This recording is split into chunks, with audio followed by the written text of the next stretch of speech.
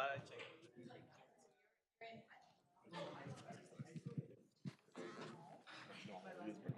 That would be my guess. He's right here. Yeah. You want to ask?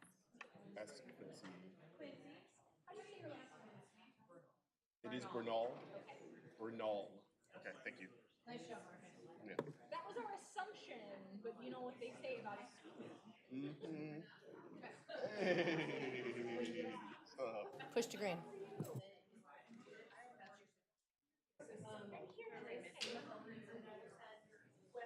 I know where he is.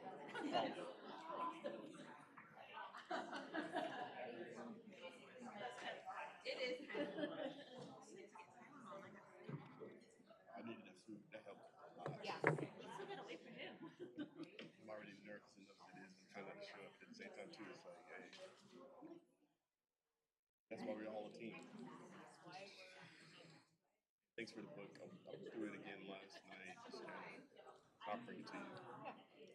No, if you need to keep it and like refer back, you're like, that's well too, right? You know, it's Oliver's, and it's not like he's planning on joining us anytime. Did he tell you I came to his building? No. Oh, yeah, he did. Yeah, he said he saw you. Yeah. Yeah. Rex, the school site, this is one of the school sites there. It's my next door neighbor. I think Rex might know. I mean, I never talked to someone else one day, somebody was just like, I think it was Rex. And then Oliver's like, you know, my wife's in the door, right? And he like, oh, because that's why she was like, and she's like, she was like, and I'm like, he's like, he's like, more about myself. It's okay. It's always like that. Yeah, exactly. Okay, are we ready? Getting ready. Okay. Good evening. I will now call the April 9th, 2024 meeting of the Ben Lapine Board of Directors to order. I would like to introduce our participants this evening.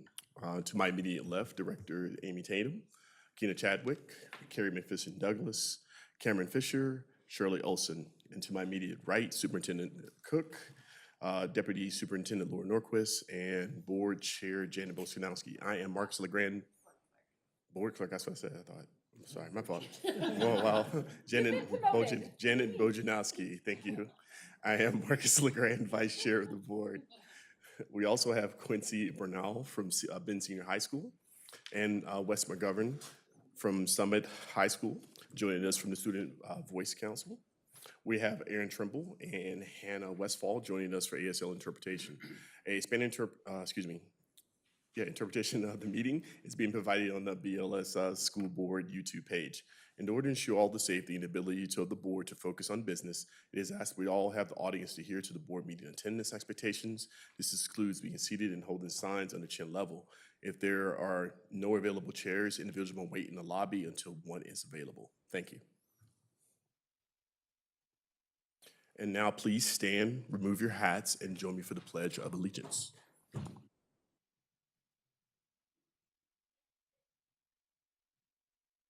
Pledge allegiance to the flag of the United States of America and to the republic for which it stands, one nation, under God, indivisible, with liberty and justice for all. All right, thank you. We'll move to agenda item number 3, review of the agenda. Dr. Cook, are there any changes to the agenda? There are no changes to the agenda. Fellow board members, are there any changes to the agenda? Hearing no request for any changes, we will proceed with the agenda as noticed. We will now move to agenda item number 4, district recognitions led by Dr. Cook. Dr. Cook?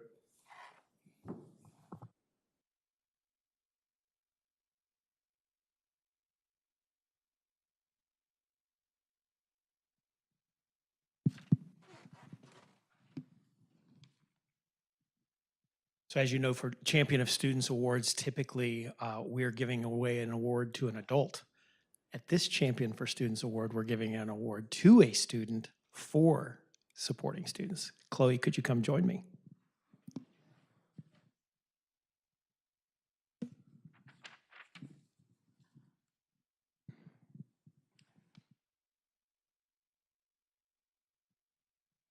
I'm very honored to give this award to a student who makes a big impact on our community every day at Caldera High School, and recently made an important difference for students and families throughout the district. I'm so proud to name Caldera High School sophomore Chloe Grissom our champion for students for the month of April. Let's give her a hand. Oh, gotcha. Chloe is receiving this award in part for her recent success creating and organizing the very first Life and Career Readiness Night, a smash hit event on March 5th. We had over 400 students and family members showing up at Caldera to learn about opportunities before and after graduation. This was a huge night, exposing students to college and trade school options, regional employers, educational travel, internships, volunteer opportunities, and much more. Thanks to Chloe's vision and hard work, students learned more about the world that awaits them.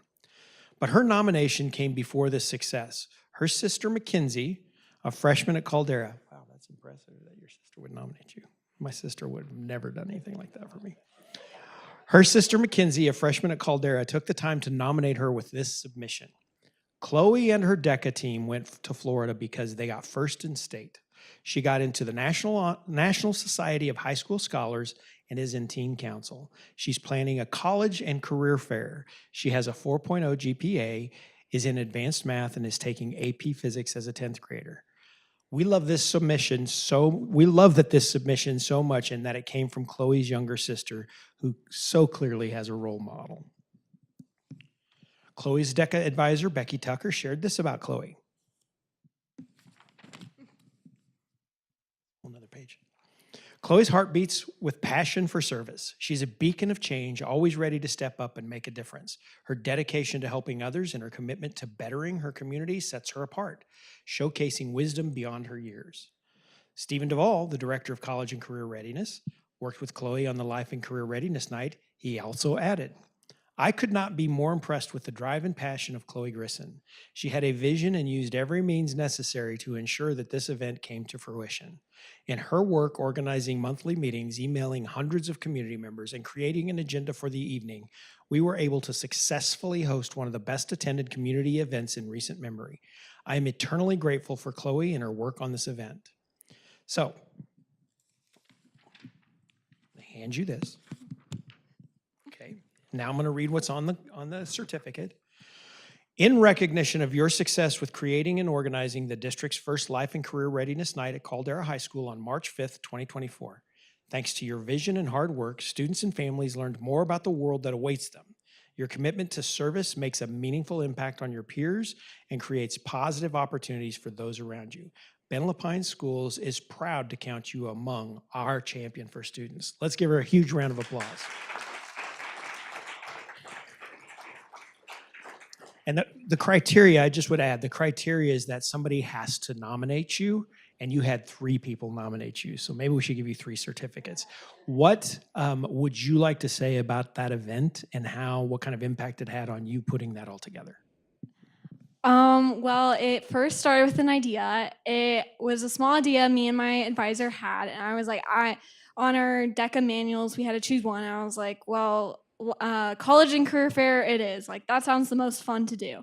And she had little hope. She was like, this isn't going to go well. Like, we're not going to get anybody. And so eventually, I completely forgot it over the summer. And we came back to school and she's like, yeah, we already have a meeting with these 2 people. And I was like, oh, okay. And so I didn't even know what School Links was. I didn't even know what was happening. And so we came to the meeting, and I literally was like so nervous to meet Steven and Jess. And so I created a whole schedule and stuff I was going to talk about. And eventually I became super close, and it was super fun to work with them, that I'm super grateful I got to have the opportunity. And organizing this was so much fun. I was so excited to get emails and mail. My friends were like, you're crazy, Chloe. You're jumping up and down getting an email. And I don't know. I felt very old. I was like, I'm so excited. She's so excited. She turned the mic off. I'm like fidgeting everywhere. And so I was like, Kona Ice is coming. This is huge. not Copa, not St. Charles, Kona Ice. And I putting this on and seeing how much like families and students enjoyed coming to this event. A parent came up to me that his daughter won the laptop and was like, like, how'd you do this? Like, I'm so grateful. And I told him, I was like, we just asked for sponsors. And he was like, I'm so grateful that like my daughter could get this laptop. And I was like, this is huge. Like, I felt so grateful. And families were like, great job. Like, everyone had great feedback. There was like no one that was like, this was terrible. This is awful. Why'd you do this? So this was amazing to put on. And I'm so like, we're already in the works on putting it again next year. So I hope to see every single one of you. If not, then I guess we had a terrible turnout. Poof, that was hard to speak, but I'm so grateful for this opportunity and hopefully the opportunities it brings.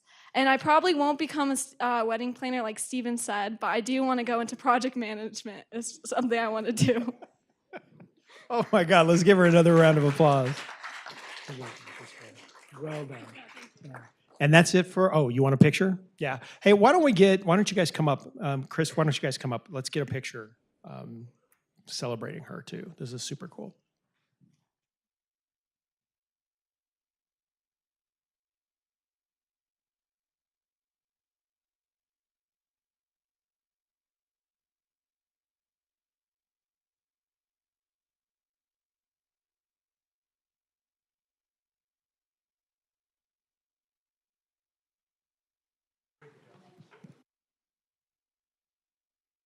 And that's it for district recognitions today.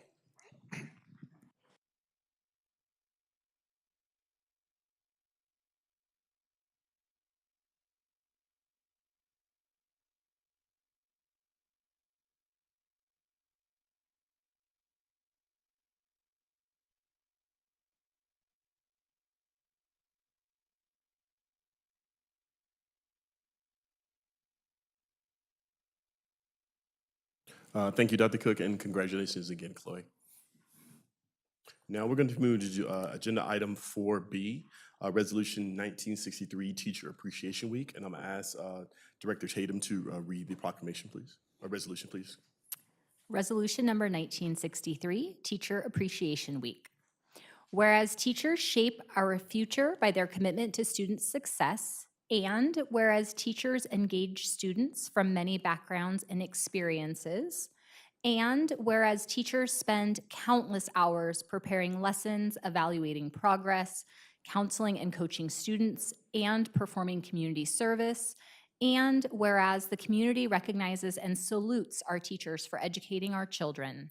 Now, therefore, be it resolved that the Board of Directors for Ben Lapine Schools proclaims May 6th through 10th, 2024 to be Teacher Appreciation Week. And be it further resolved that the Board of Directors for Ben Lapine Schools strongly encourages all members of our community to join in expressing appreciation to our teachers for their dedication and devotion to their work. Thank you, Director Tatum. And now we'll move to agenda item number 5.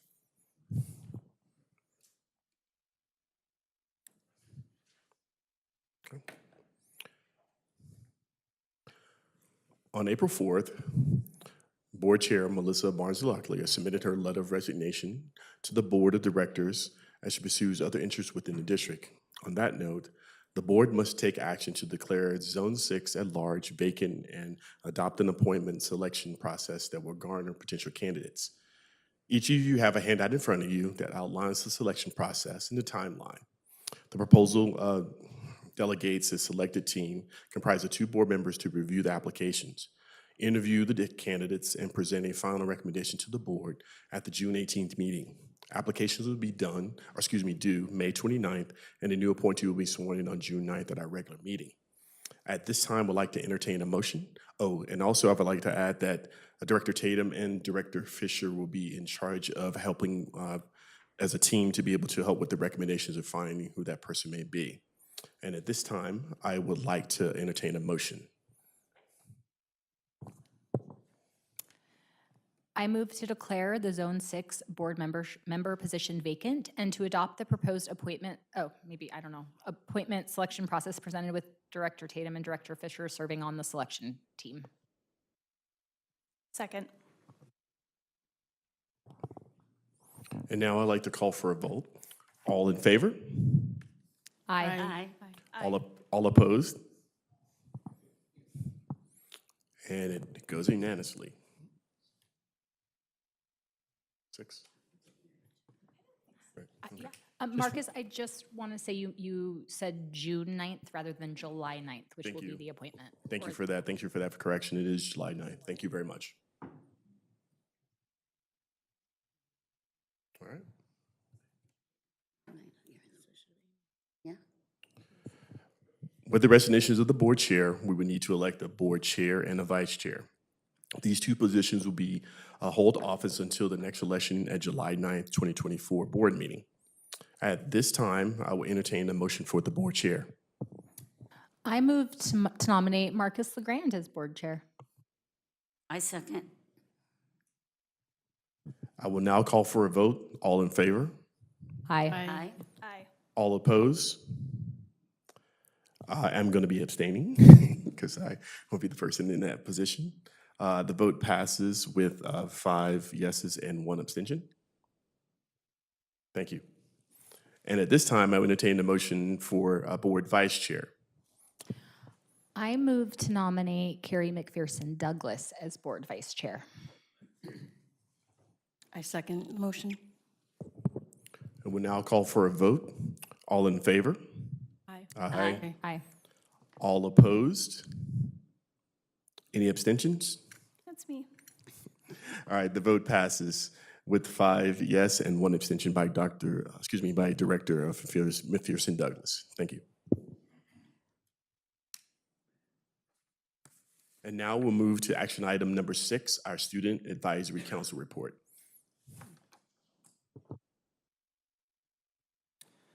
Hello. Thank you for having us here. My name is Wes McGovern. I'm a senior at Summit High School, and this is the 3rd board meeting that I've attended this year. I'm really grateful for the opportunity, and I'm really excited for what's going to happen moving forward. And another thing that I'm really excited about was last night, 3 members of our council had the opportunity to join a meeting with members of the Oregon Department of Education. Specifically, the director, Dr. Williams, joined, and we had a really nice, pretty much one-on-one talk for about an hour with her and members of her department. And going into that, I expected that it was just gonna be kind of a standard Q&A, like what are you doing about this, what are you doing about that, which is really important, and there definitely was an aspect of that. But really what she was focused on was us as students and our experience. And that was unexpected, but it was really nice to be heard. And they all asked follow-up questions, they were all taking notes, they had surveys, and they really just wanted to know what was going well in our district. And one of the things that we identified was the Student Voice Council. And we liked that we were invited to events like the dinner for the deputy superintendent. And we liked that there's been more community-focused events. Like at my school Summit, we had a principal forum for our new principal. We thought that that was really cool. And just the Student Voice Council in general, which she really appreciated so much that she tasked one of her department members with creating a statewide Student Voice Council that will come at some point. So that was really cool. It was cool to be able to talk about our concerns that we have as students and really feel that that's something that they are aware of, but they wanted to know how we would address that. Some things that came up were students being absent. We know that's something that's being looked at on the national level. We know it's no different here in our own district. And it was cool that we weren't just saying this is what we believe is wrong or isn't going super well. It was, we were then asked, what would you like to see from us? And we really felt that there was the support. We asked about what was being done for teacher support, for more funding for extracurriculars, and a whole bunch of other things. And we were really pleased with the answers that we heard. So that was a great opportunity, and it's an opportunity that I hope arises again. And I'm very confident that there will be positive change that comes out of that. And looking forward, the application for incoming SVC members has been shared with all high schools. We're getting lots of applications. We have 10 so far. Council members have been asked to assist with recruitment, and new members will be selected by May 1st. A final celebration with all existing and new members is planned for May 8th. Of the 15 founding members, 10 are seniors, and we will be graduating. And we're hoping that the 2024-25 council will have at least 20 members from all those schools to take over for us and continue the work that we've started now that we've kind of laid the roots. We hope that it's really going to go strong. There will be 5 remaining members that will stay on for 1 more year to help lead the new students. And I hope that next year with more students, the the SVC can make an even greater impact. With more people, we will really be able to be heard, and I'm graduating this year, and I'm really confident that the future is in good hands and our district is in good hands. Thank you.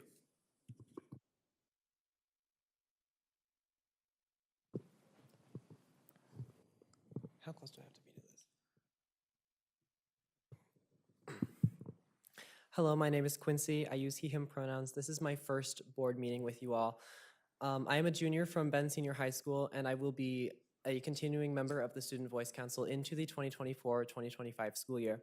I'm an active member of Ben Senior High's Cross-Cultural Club, Speech and Debate, Culinary Institute, and Ultimate Frisbee team. I recently returned from a study abroad program in Japan and rejoined the district at the beginning of this semester. Following the last board meeting, I used my time in a design justice class at Ben Senior High School to update an SVC flyer with application materials, which I think was passed to you all. I'm not entirely sure. Someone told me it would be. And I helped review a document that can be used to help students understand the rationale behind the extended school year based on last month's Student Voice Council report. I'm hoping the application flyer can be used far into the future to help people and spread the message about the Student Voice Council, and it's been used to help get ourselves some applicants this year. Although we have only received applicants from Summit High School and Ben High School so far, we hope that the counselors, principals, and other administrational staff from these other high schools can help spread the message and get more students involved in the SVC for next year. I believe that the Student Voice Council in the district can play a collaborative piece in helping get the message out to about the Student Voice Council, and I hope that in the future we can bring together some pieces about understanding the rationale behind some policies as just a piece that the board and the SVC can do together. At our last SVC meeting, we invited Kinsey Martin to share insights into the current staff trainings for diversity, equity, and inclusion. She helped us deepen our understanding of how staff are prepared to support students and address bias incidents within our schools. And in our upcoming meeting and following into the 2024-2025 school year, we are going to delve further into this and collaboratively develop any recommendations we may have as a council. When I returned from Japan, I was surprised to see multiple new implementations, such as the rotator period being moved to the beginning of the school year as opposed to the end. While I marvel at the changes that we can make in a single semester within a district, I am somewhat dispirited by the knowledge that the SVC did not play a large part in the understanding or in policymaking that was involved in these decisions. We, as a student-led council, want to be able to share the information, rationale, and our own voice in the changes that directly affect our school time. With the future of the SVC coming this May, I hope that we can expand our work and provide feedback to the district on decision-making before new policies are rolled out into practice. That way, as a district, we can move towards collaboration with admin staff and students. I hope that the district can continue to value all of the students and staff ideas, personal experiences, and more under the umbrella of the Ben Lapine School District. Thank you for your time. So a question more for you, Dr. Cook, because Quincy talking about the rotator, periods, and that's obviously not really a board level decision, right? That's more of an operational decision. How much is your team interfacing with the Student Voice Council to make sure that when you're making operational decisions, they are taking the student's voice into consideration? I think in some regards, we're getting it up and running right now. There's an opportunity for us to have good dialogue, and we're doing that, and Jackie is helping support that. And so part of next steps is if and when we have things that are like, this needs to be run through this group, that's the conversations that we're starting to have right now, and how that, excuse me, how that access point is done in a way that's meaningful, both for SVC to give good solid input, and how we can continue, how we can make the operational decisions that we need to make in a timely fashion and in an efficient fashion without missing the opportunity to get that feedback. So it's a work in progress, I'll say it that way. And additionally, with the seniors that are leaving, because there's 10 seniors, is there any room for being able to get any feedback, almost like an exit interview from them, looking at different things that you're looking at in terms of decisions as well? Absolutely, yeah. Are there any more questions from our directors? I have a couple questions. One, with the current application process, is that open for grades 9 through 12? We have the application process currently open through grades 9 through 11 because it is typically a 2-year commitment, right, though we do sorry. have some 1-year commitments. 9 through 11, yeah. We will have maybe 1 or 2 seniors that that Ms. Mueller is hoping to have on the board, but it will mostly be open to students currently in grades 9 through 11. Okay, and at this point, how many ninth graders do you have? I am currently unsure on that number. Okay, 1, okay, and 10th? I'm just thinking how to reach some of those earlier grades where they're not as exposed to different opportunities that you all, as a senior and junior, have access to. Second question, you mentioned that, and if maybe I'm missing this, that Summit High and did you say Bend High, that there's some applicant movement there for that. How would you suggest, aside from counselors and admin getting information for every other high school, social media, is that happening for each of those high schools? Are there other avenues that you would suggest, just yourselves, how you access information for district stuff, or the district website or other things? Yeah, I think that's a great question, and I think it is a school-by-school thing, and we can't really speak to what the other schools are doing. But I do think social media is a great option. I think that more students check their school-wide email than I think most people think, so that would be a really great way. And it might also be something that we could send it out in like the news, because I know parents read that. That might be something that they make their students aware that there is this opportunity, and I think that that just encourages people to get more involved. I think from the beginning, teacher recommendations were great, and I think that's something that we should continue. But we should also seek out the students that are passionate about something, that maybe don't feel like they're being heard, and give them that voice that they deserve. And I think the best way is to go with all the platforms you mentioned and let them take that initiative. And I'm thinking even if there are particular subject areas or teachers in certain areas at every high school posting an announcement on Canvas, so that teachers can kind of take the reins, because sometimes the communication gets broken down from. So yeah, great, thank you. I'm so excited about that. And just another question I thought of that might be more for Jackie, because applications are now, so you're not going to have any freshmen next year since they're 8th graders currently. So do you have any process in place or have thought about a process to recruit freshmen for the fall? That's a really great question, Amy. I don't think we've been going straight to the high schools, and I think that can be a great thing that we can use the support of Juan to try and get that out to different administrators. What I would do with middle school is not have the applications out to students, but have the administrators nominate 1 or 2 students so that we'd have a good diversity. Right now, we have 3 10th graders and 3 9th graders that were part of this current council, and everybody else was kind of 11th graders that had moved into seniors as we jumped in, because it was a 2-year program. And we had 1 10th grader that jumped grades and is graduating early. To answer your question, Cameron. Thank you, Jackie. And there's a possibility, right, if there are spaces next year, maybe a student who's new to the district or has a different perspective to bring or just learns about it, that they could apply. Doesn't have to be just at this I think that would be a window. fantastic thing to hold a few positions, or know that we can add to if there's some students that are really excited about it when they come in and take a new member in Great. throughout it. As it's forming and developing, I think these are really great things that we'll continue to work through in our process. Any other questions? I'm sorry, go ahead. Wondering if it might be helpful during a student voice council meeting to give a little bit of time for them to actually do it, share what they're doing and then post on social media and email some teachers and do that together maybe. And we did in one meeting. I'll make sure I have Quincy has the application. We'll share it with Janet so you can all see it. And there's some QR codes on there. And there's a quick video that they pulled together in this boardroom just kind of about what they do and what SVC is. So it's kind of a nice way that other students can get a little bit of a feel for what's part of this program. I'd like to So add. what's your, Oh, I'm so sorry. I'd like to add a small bit.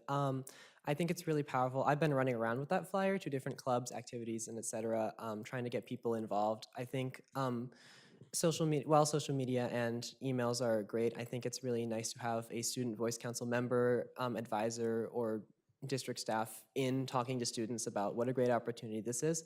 Because I think in my experience, it's gotten many people up and scanning QR codes ready to apply. I was just going to ask, it sounds like Wes and Quincy might not have visibility into the other schools, but what's your sense of why we've only received applications from 5 of 7 high schools? I think it's just a very busy time of year for everyone and wrapping their heads around everything. I just heard from Ms. Clark today from Ben Tech Academy, and she had a great idea of coming in and doing kind of just a lunch and learn during lunchtime where I would sit with our representative there, Gabe Miller, and other students can come just talk to us about it and have the application. So that's a possibility. That will hopefully be coming up at Ben Tech Academy even this week, if not next. Any additional questions? Well, Quincy, Wes, Jackie, thank you very much for your commitment to continue to do this.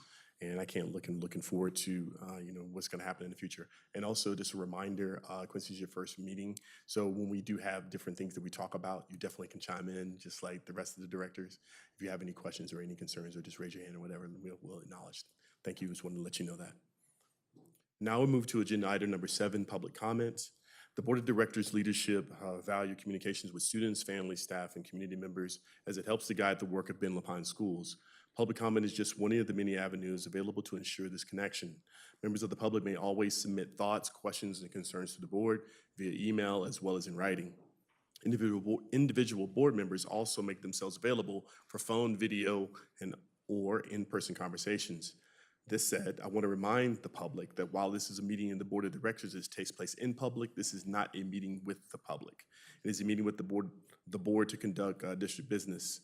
As such, the board would not respond to public comment made during tonight's meeting. Instead, issues may be recorded and referred to the proper staff person to follow up with you.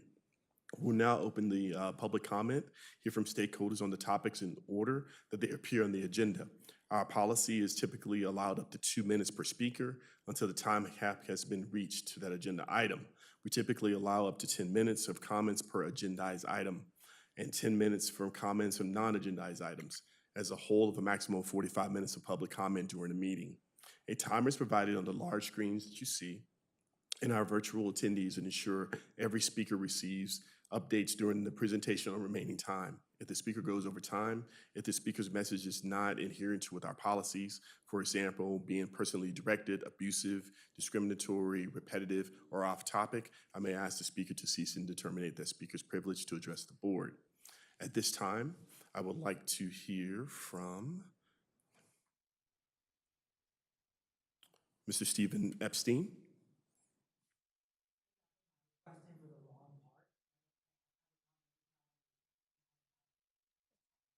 That's fine. It's okay. That's okay.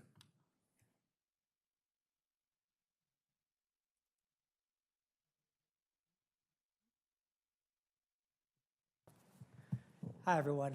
Thanks so much for this opportunity. I'm a parent of a current first grader and a rising kindergarten student in the district, and we've been so grateful for the kindergarten choice system at Ben Lapine Public Schools.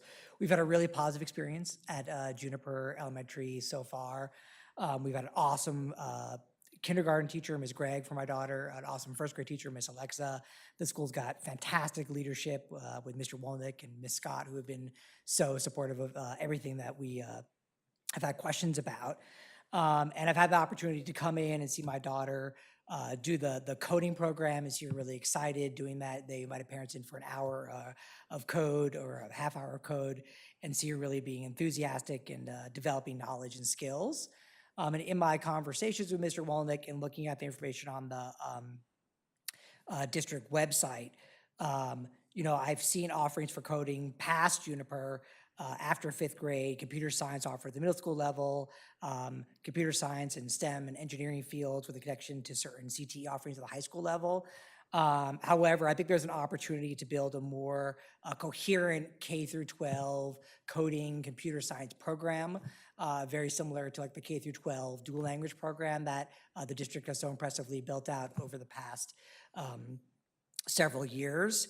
And so I would just like to advocate for the creation of a little bit more of a coherent K through 12 computer science program offering for Ben Lapine students. And just as a parent and a community member advocating for that, and if it made a difference, I currently do work in K through 12 education. I'm willing to put some volunteer hours, some sweat equity into that if that would help get the conversation rolling. I'm not so arrogant to believe that I'm smarter than anyone else in the room, but if you needed a volunteer to move this idea forward, I'd be happy to put my time in. Thank you. Thank you, Stephen. And now I would like to invite Mr. Oliver Tatum.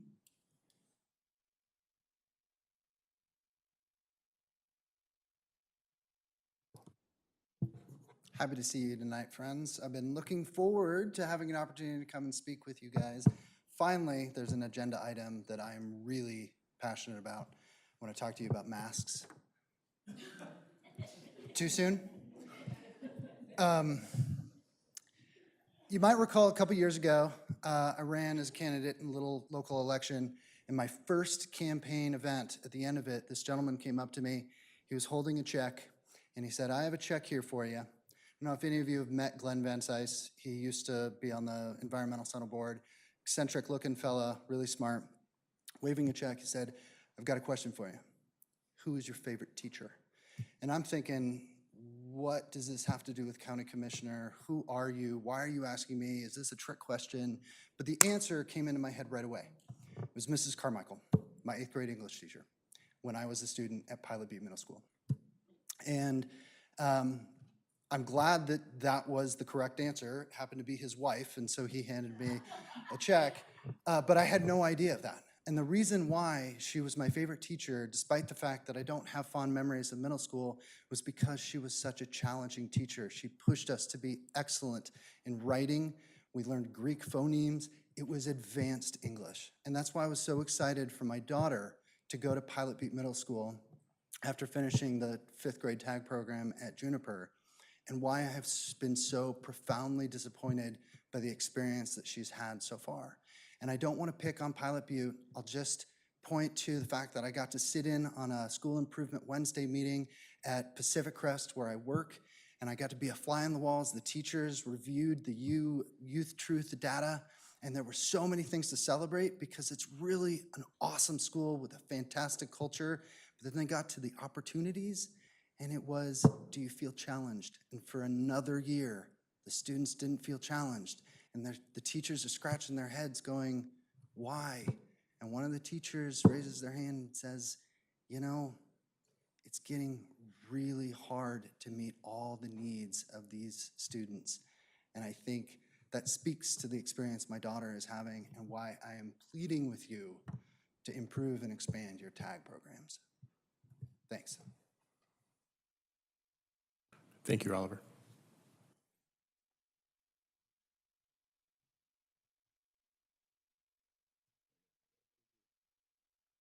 All right, I think that concludes. I want to thank you all the time thank everyone for public comment tonight. Public comments that necessitate follow-on will be referred to by the appropriate district staff member. Information on the work they've made available to at future meetings.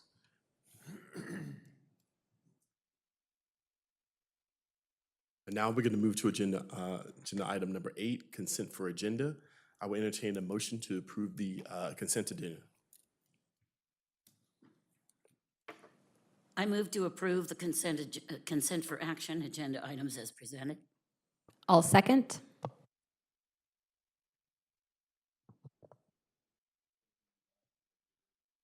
Thank you, Director Olson, and thank you, Director Tatum, for motion and seconding the motion. Are there any requests to remove anything from the consent agenda? Since there's no request for any changes, I call for a vote. All in favor? Aye. Aye. Aye. All opposed? And it passes 6-0. Any discussion? All right, thank you. And now we're going to be able to move to approval of the minutes, which we just did. I know, right? It's crazy. Now we're going to be able to look at into the meeting approval of the personnel recommendations. You already did that as well? Consent for information. Wow, we are quick today. Now move to agenda item number 9, consent for information, led by Dr. Cook. Thank you, Chair LeGrand. It's the first time I've said that. We listened to your feedback last meeting, I think it was. And so this is the first opportunity for you to see an expanded consent for information tonight. We've listed 4 items in consent for information. If you recall, the intention here is to provide these, none of these require board approval, but what we want to do is provide information to both you and the public about how we're, decisions we're making and how we're operating the district. And so there's 4 items in here for public review tonight. The first item is the follow-up to public comment that we received in the March meeting. If you recall, we had an individual interested in seeing if we would be willing to consider opening up some of our facilities in our schools and some of our schools to gain access to things like the track, for example. And if I wasn't here at the time, but I believe that in response to COVID, much of the district's facilities were fairly well locked down, outside facilities.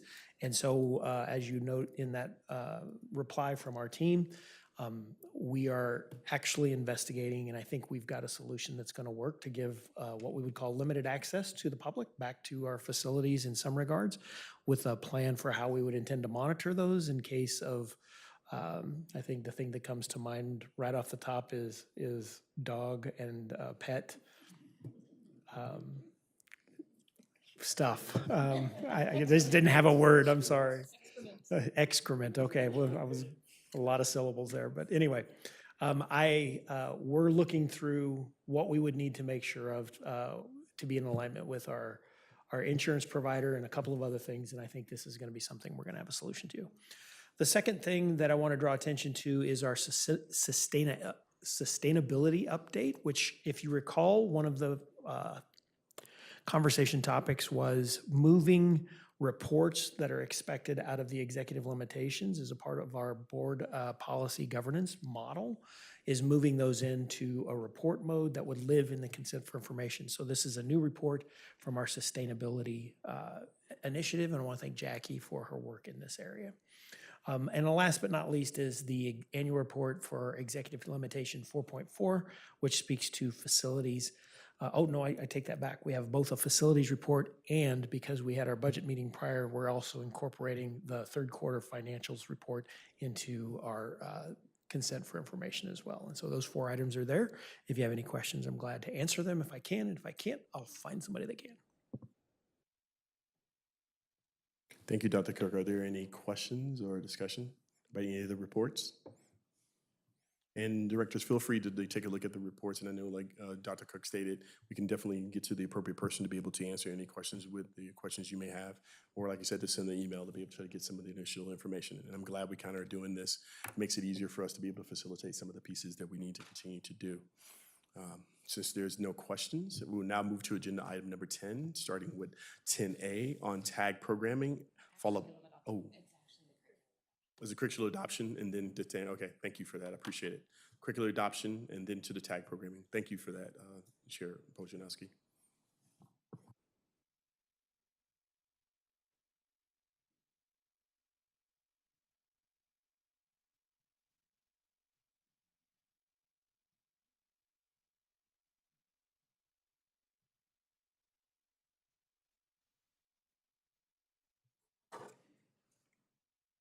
Oh, there it goes. Okay. Good evening. I am excited to, after sitting through the budget numbers conversation, which is heavy, I think this is, in my head anyways, a little more exciting of a topic, getting to talk about materials selection for instruction in our classrooms. So we're going to talk about ELL Title III instruction and the materials process that, that we've undertaken there, and then switch to our dual language program and talk about Spanish and biliteracy curriculum adoption. So you'll get a sense of both of those. Okay. It's buzzing at me. It's never done that before. There we go. Okay. So that's kind of the flow of what you're going to get to hear about. As far as the English language development curriculum for our ELL or English language learner students, We have been noticing for a long time, I think you all have analyzed this issue alongside us over many years, substantial gaps in performance and access and achievement of our language learners as compared to our native English speakers, and recognizing that that is very much a fault of our systems, and trying to figure out how to address that, how to close those gaps, how to do better for our language learners. And as we approached the next cycle of required curriculum adoption as a K-12 team of language specialists, we all were just kind of feeling like something's got to be pretty substantially different. We've tried, every so many years we do a curriculum adoption. They're all pretty similar in programming as far as the published packages we can select from, and none of them have made any substantial difference as far as impact on our students' learning and access. So the other thing that we've noticed is all of the programs in their similarity tend to come from a pretty deficit-focused approach to language learner instruction as far as missing grammar and how to teach pretty discrete grammar skills. And our language specialists who know our students and their families and their lives and their struggles and celebrations really wanted something that better matched the humans in the classroom and to do more than teach them discrete grammar skills. So we decided to review first what the state had, and I'll just give you a little preview. We were pretty disappointed with all of those options. And so the team decided to look at an option that sits out there as a sort of a heftier lift, which is looking at a kind of a waiver process to write our own curriculum. And knowing that we need something that fits our students in Central Oregon and their lives and their needs, what would it look like for us to innovate and write a program designed for them? So we started talking about that, and I just went backwards. Okay, it's this button when you get there, the big one. So we started talking about that design process and just kind of exploring the pros and cons of that versus published programs, which there's definitely pros and cons. And so Liza Hewitt is going to talk with you a little bit about that process, where we are with that decision. I just want to point out that Liza has come on board this year as our ELL Title III director, doing an amazing job, and was tasked with leading this process, which, like I said, is a pretty hefty lift if we're not going to buy pre-prepared, easy materials for teachers to sort of take and apply. Leading a big team through a big process requires a lot of strong leadership, and Liza has been doing an amazing job with it. So she's going to talk to you a little bit more about what that has looked like and where we are. So I'll give it to you. The big one. Otherwise it'll buzz. Okay. Otherwise it'll buzz at me. Okay. Good evening, school board members, Dr. Cook, Laura, and Janet. Can you all hear me well? Okay, I'm really excited to be here this evening to share with you all our ELD, English Language Development curriculum design process. Some of what I'm going to say is a little bit repetitive to what Kinsey just shared, but I really want to walk you through where we started and land where we currently are now in the process, and also share with you some example units that our team has created, in addition to sharing some student and staff voice about the process and their experiences. So let's see if I can figure out the technology. Okay, so in our process, where did we begin? We began in the spring of 23, so roughly this time last year, and we got together as an ELD leadership team, and we looked at the state-approved adoption list of packaged curriculum. On that list, we chose 3 different programs, published programs, to look at each grade level. So 3 for K-5, 3 for 6-8, and 3 for 9-12, with the hope that they would also embed some newcomer supports within the programming. Then, as a leadership team, we created a scoring rubric because we wanted our team to come together, our language specialists to come together and review the curriculum as a team, not just the leadership team, but the specialist team. And we created a scoring rubric that included Oregon's criteria that they were looking for, in addition to our own criteria that we were looking for, that was deeply connected to our values and our beliefs about second language acquisition. So if you take a look at our scoring sheet, the blue highlighted areas are the areas that really align with our beliefs. And so we were really looking for a curriculum that connected to our students' identities and cultures. And we were really looking for a curriculum that didn't just teach language in isolation, but that taught language through the lens of other content areas like science and math and social studies and language arts.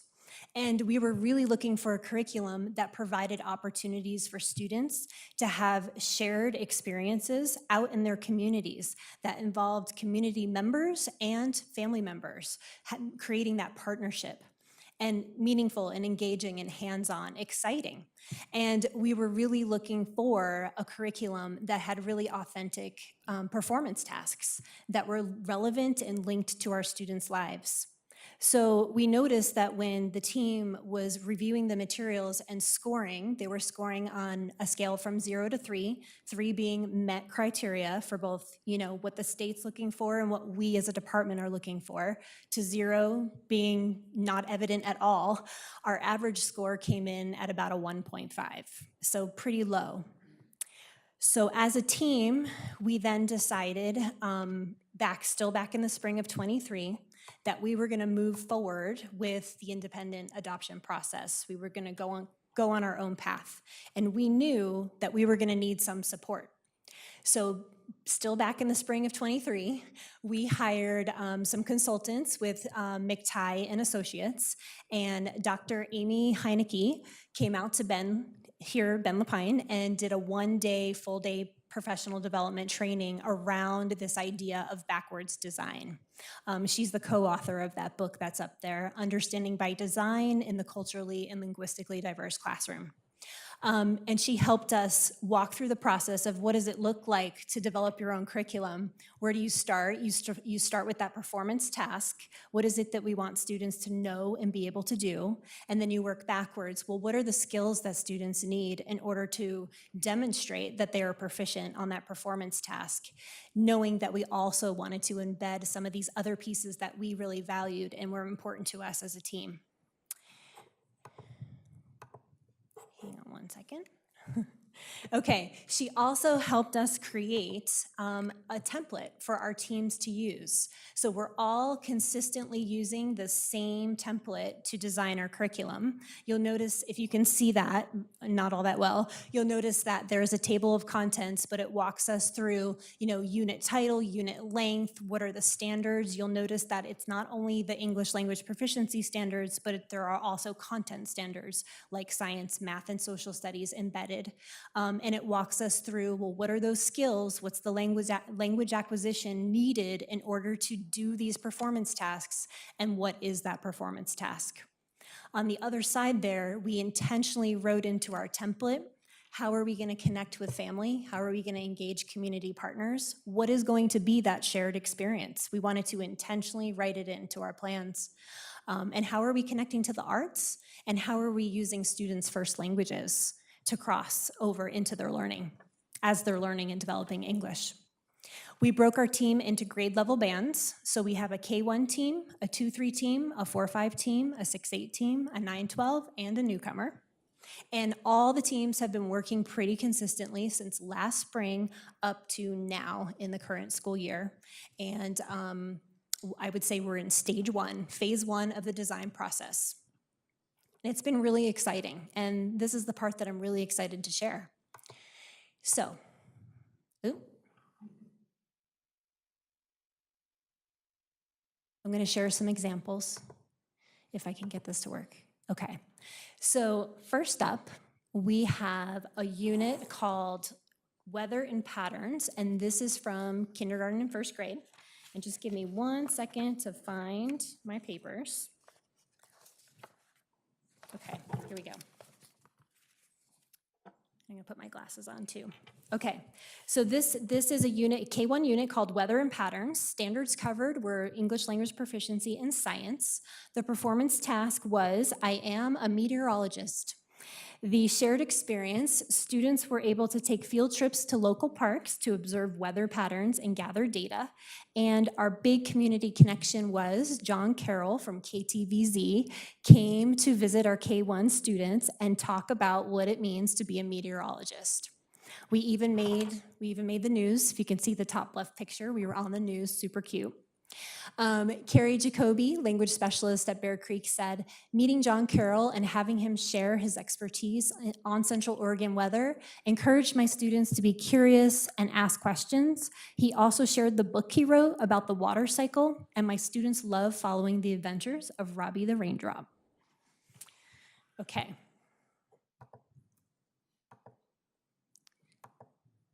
Sorry, this is not moving along smoothly. Okay, next up we have, here's an example unit from 4th and 5th grade. This unit is called Change Makers. Standards were English language proficiency and social studies. The performance task was to become a change maker in your community. The shared experience, students participated in a wax museum of a change maker they studied, and then their community connection, they invited in guest speakers to talk about change that is happening in their community, and they selected a project of their choice to initiate change.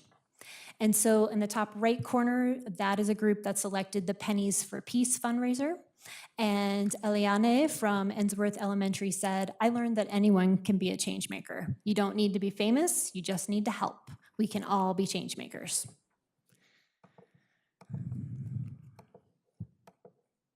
Okay, next up, we have a 6-8 unit. This is called Sharing Stories Builds Community, crossing over with English Language Arts and Social Studies.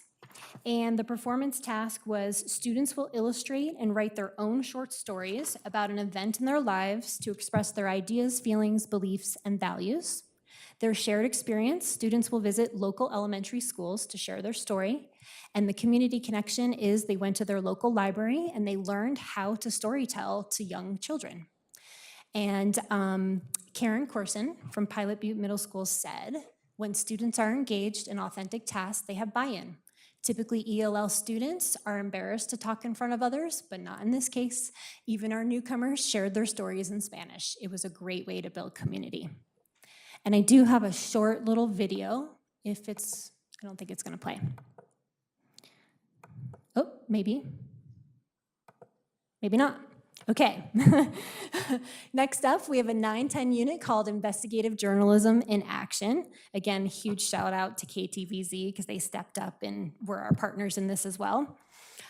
Standards were crossing over with English Language Arts and Social Studies. Performance tasks, students will create a newscast about a story in their community. Their shared experience, they got to visit the brand new KTVZ newsroom. They interviewed the journalists and they got to see the behind the scenes process in creating a newscast. They got to see all the equipment and technology. They were really engaged in that field trip, I'll say. And Antonio said, getting to go somewhere to see something we were learning was really cool. We met nice people, saw things we hadn't seen before, and it made what we were learning in class seem more important. Okay, I have 2 more to share. Okay, this is an 11-12 unit called What's in a Name? Identity Through Poetry. And the standards crossed over with English Language Arts and Science. The performance task, students will create a fingerprint poem about the story behind their name. So the shared experience, they got to spend the day in a lab at the Benton Science Station, and they learned all about how fingerprints have unique patterns particular to their identities, and they learned about DNA, and they extracted DNA from fruit. And so one of the students said, it was incredible, it was interesting, and I learned how to take DNA from fruit and different ways to make my fingerprints. And one other quote that I loved from the survey was, it was super, uber, mega, very fascinating, cool. And yeah. And last one, this is a newcomer program unit called Exploring Bend. This one actually crossed over with PE and social emotional learning. The performance task, students will participate in an outdoor winter activity for the first time offered here in Bend and write a reflection on their experience. their shared experience. They got to go to Mount Bachelor and they got to participate in a lesson. And the community connection, the Mount Bachelor snowboarding instructors, they were amazing. And Vania said, and this was in her reflection that she wrote, I learned not to compare myself to others because everyone has different skills and abilities. Everyone goes at their own pace and everyone does things differently. Going to Bachelor was a new experience. I didn't even know there was a place like this in Bend. It inspired me and I want to spend more time in nature. Mountain View High School. So those are just some examples of the units we have created, again, grounded in our values and what we were really wanting for students, engaging, meaningful, hands-on experiences, connected to their cultures, connected to their community, inviting in their family. And lastly, I'll just share what staff members have said about the process. We asked them, what are you most proud of in this process? And here's what some staff members said. The collaboration among the teams is something that has been so life-giving. I'm proud of all the units we developed. I'm most proud of our team creating meaningful and engaging material that connects all ELL students throughout the district. I love that we were able to integrate the arts and science as well as hands-on activities and student engagement and voice. So you have a look as to where we started, where we are. We just almost completed our first year of design. We still have a lot of work to do, but at least it gives you the idea of, the vision that we're headed in and the joy that we're bringing to the classroom, and, connecting with other content areas is really important. And lastly, we have some really fun experiences coming up, and we would love to invite any one of you on the board to come participate in one of these shared experiences. Our elementary students are going to be making pollinator gardens. Our middle school students, all of them are headed to the Bend Science Station to study sound and sound waves. And our high school students are going to the team is designing a unit on personal health and parks and rec. And so we're going to be visiting some local parks. So if you're interested, we would love for you to participate. Please reach out to me and join the experience with us. And thank you for your time. Can I actually maybe ask for you to send us information so we know when these things are happening? Absolutely. Thank you. Will do. So hopefully that gives you a snapshot of the shift we were trying to make from what you can get in a package. And I don't want to just say all packaged curriculum is terrible, because EL is an example of really awesome published curriculum. But for ELD instruction, we just weren't seeing it. And I'll be honest, last year when we started talking about, what if we, I think at some point, I said, what if we, tried to write our own? And I wished I had a podium that I could just disappear, because I thought the team was going to throw tomatoes. And I think the comments up here give an example of how instead of being draining and exhausting during a hard year and a lot of extra work, it's actually been returning people to, I think, the heart of teaching and that mix of sort of science and art that is education, which is exciting. And I also want to give a shout out to Dave Van Loo. He, a couple years ago, came to one of our language specialist retreats launches at the beginning of the year, and between him and we had a speaker from Stanford actually come work with our team as well, and they both shared similar messages around language learners.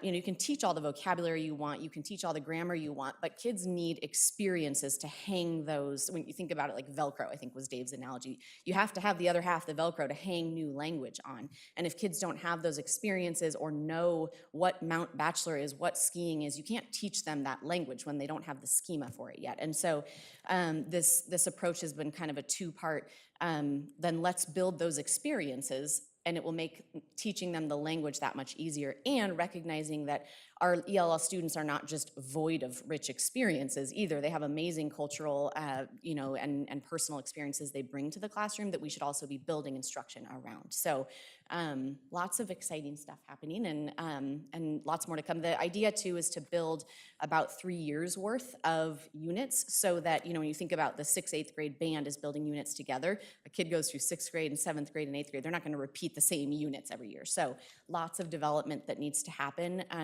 but the hope is that you will support our effort in writing our own units of study as our curriculum adoption for ELD. So we'll do questions for that piece at the end, but Now I want to introduce Dr. Bonnie, who's going to talk a little bit about our dual language adoption at the elementary level. You're all familiar with our dual language program. It's a K-12 program model. Today we're really zooming into K-5 specifically. Literacy and biliteracy is a core pillar of our dual language program. I think sometimes in the community when folks first hear of a dual immersion program, they think, oh, cool, kids are learning to speak Spanish. It's like a world language program at elementary. And we know it's so much more than that. The literacy component is really foundational along with the cultural pieces. And I'm really proud of our district and our board. I think all of our most recent superintendents that I've worked with closely, from Dr. Nordquist and Shay Michelson, Dr. Cook, have all supported the unique needs of our dual language program in a way that not all districts do. And our board has as well, that some districts will say the dual language program will adopt the translated Spanish version of whatever the district decides to adopt for English. And that comes with a whole host of problems, and we have never been given that message or had that sort of inauthentic restriction on our program. And so I just want to appreciate that. And I think, thinking about curriculum adoption and the importance of what it gives teachers as a tool, and knowing what our bilingual teachers do day in and day out, they need good quality materials. And so we've gone through a pretty awesome process and have a neat potential program to adopt for our dual language program. And Dr. Bonnie's going to talk about that. Hi there. Thank you for having me this evening. After that lovely presentation, I'm both inspired to now write my own curriculum, and it makes it a little harder to stand up here and present on a packaged curriculum. But I think that we have a pretty great choice to share with you. So like Kinsey mentioned, we have always been given the grace to find a program that meets the needs of our dual language program and our core beliefs. And so that was the process that we engaged in. So as a reminder, this is our language allocation plan, or maybe you're seeing it for the first time. So this helps communicate the different content areas and then the language of instruction. So the blue represents Spanish minutes, the green represents English minutes, and then the purple is we only have so many minutes in a day and can't always teach but all content areas in both languages. And so writing and science and social studies typically go back and forth. So if a writing unit is being taught in English, the social studies or science unit is in Spanish. And then throughout the course of the school year, it's pretty equal. So as you can see, we are exclusively Spanish language arts in K1 with some added English language arts in grades 2, which really equates to about 15 to 20 minutes a day. And then by the time that students are in 3rd grade, they are truly engaging in biliteracy, in that half of their language arts instruction happens in English and half of their language arts instruction happens in Spanish. And one of the things that we know is that it isn't just about language of instruction that requires us to explore a different curriculum. It's also what we know about language. And so what we know about English is that it has a very opaque orthography, which means that the sound symbol correspondence is very unpredictable, which is why the district has been so committed to really solid intentional foundational skills in our primary grades especially, but really in elementary, whereas Spanish is very predictable. And so once students do have that sound symbol correspondence, they can read most Spanish words. And so that's, again, just a reminder that it isn't just the language of instruction that we're engaging in, it's truly engaging in best practice around language arts instruction that has driven this process for us. So the adoption process itself looks very similar to the district, just on a smaller scale. We're a smaller amount of classrooms, smaller amount of teachers. So we vetted a variety of programs. There were significantly more programs available now than there were last time we engaged in this, which is really exciting. And we selected 5 to explore more, including EL, knowing that the district is really excited about it. And unfortunately, their Spanish offering just isn't quite enough to meet our needs. One of the other things that the district did, as you know, is they separated the adoption process into a foundational skills curriculum adoption and a knowledge building curriculum adoption. And again, because of the unique nature of Spanish language arts, we didn't necessarily need to do that. And so we were looking for a program that had a solid foundational skills and knowledge building together.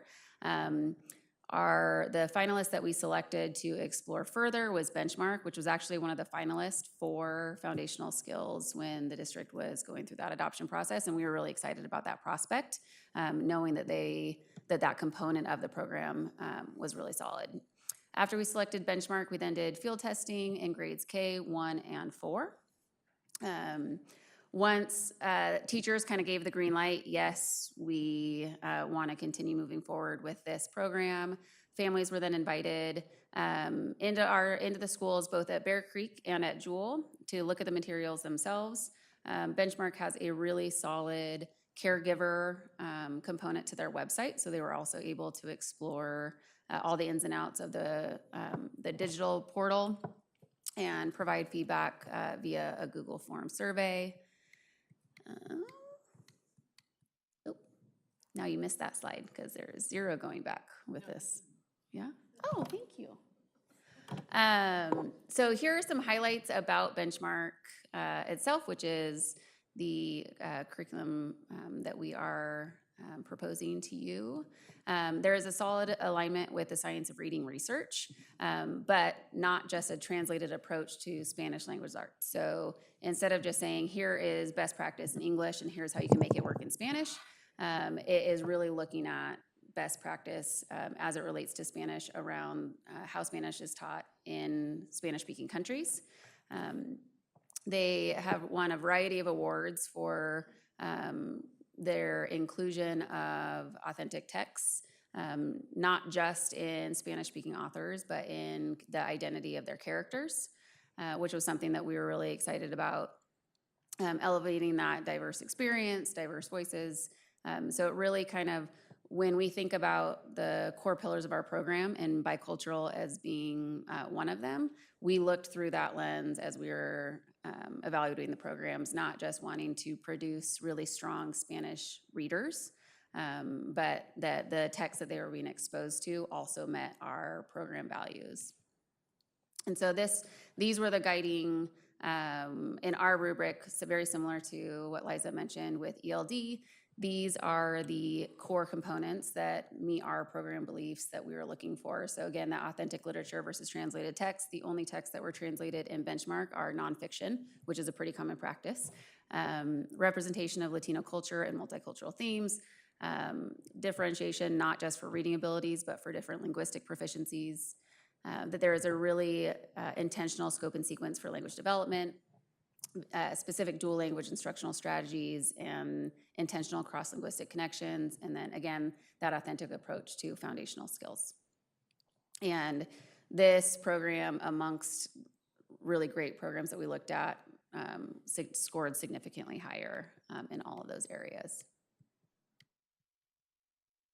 So feedback we got from all of our stakeholders, teachers, students, and parents was all very positive.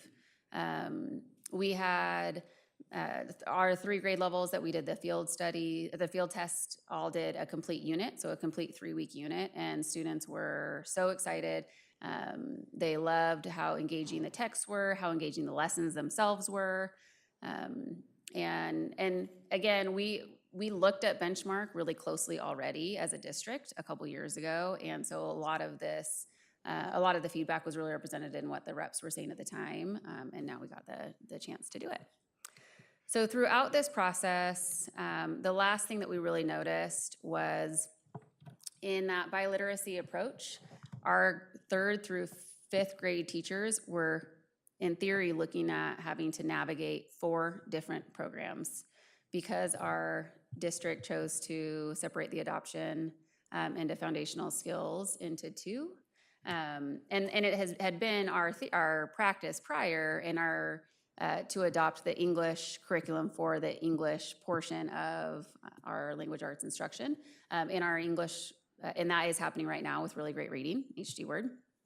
And now looking at the idea that they would then have to figure out how to navigate EL for the English time and Benchmark for the Spanish time, when both are very deep-rooted in a thematic approach. We are also moving forward with recommending that we adopt the benchmark advance for our English language arts for the dual language program. And one of the really cool things about the benchmark Adelante is that it wasn't necessarily just written as a Spanish standalone. It can be, but it's really tied in by literacy with benchmark advance. And so those 3rd through 5th grade teachers right now kind of have to do a Tetris game of figuring out how to make sure all the standards are taught and how to make all those moving parts work. And these 2 programs do all of that for us in terms of how the curriculum map works for a biliteracy approach. So thank you for allowing me to speak to you about our adoption recommendation. First and foremost, I want to thank you for your commitment and the report and everything. And now directors and even the Student Advisory Council, are there any questions or discussion?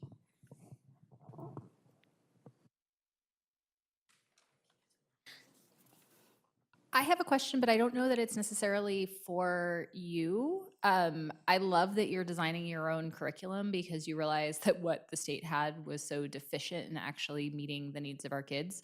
And it seems obvious that we shouldn't be translating English work into Spanish work and assuming that that meets the needs of a linguistically diverse group, especially when we're teaching language, and English and Spanish are different languages. Dr. Nordquist, I think this question is probably more for you. How often do we actually work on designing our own curriculum because what the state offers is deficient? And has that happened before? And like, what is the cost of that? Should we be doing it more? I kind of want to know your opinions and thoughts on that. Oh, great question, Amy. I'm just thinking back. I can't think of a curriculum review and adoption process. I mean, you've been on the board for a while where you've seen a similar thing. Kinsey and I know, have been talking about this for a year. I'm just looking back. Katie's not here. Stephen, I'm trying to think of any secondary examples.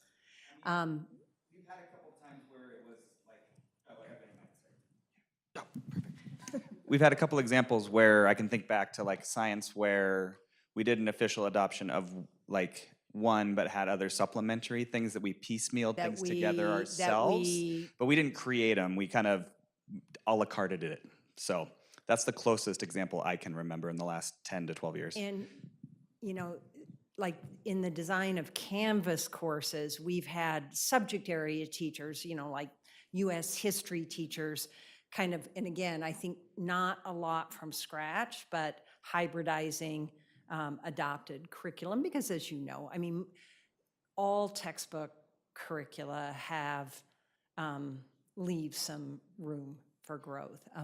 One of the things that was really great about this process, and I would love to see us do more in the district, especially after we've done the, you know, our power standards work, is really, I'm shocked at how many teachers don't know anything about backward design. And so the whole team went through backward design training because that's really essential.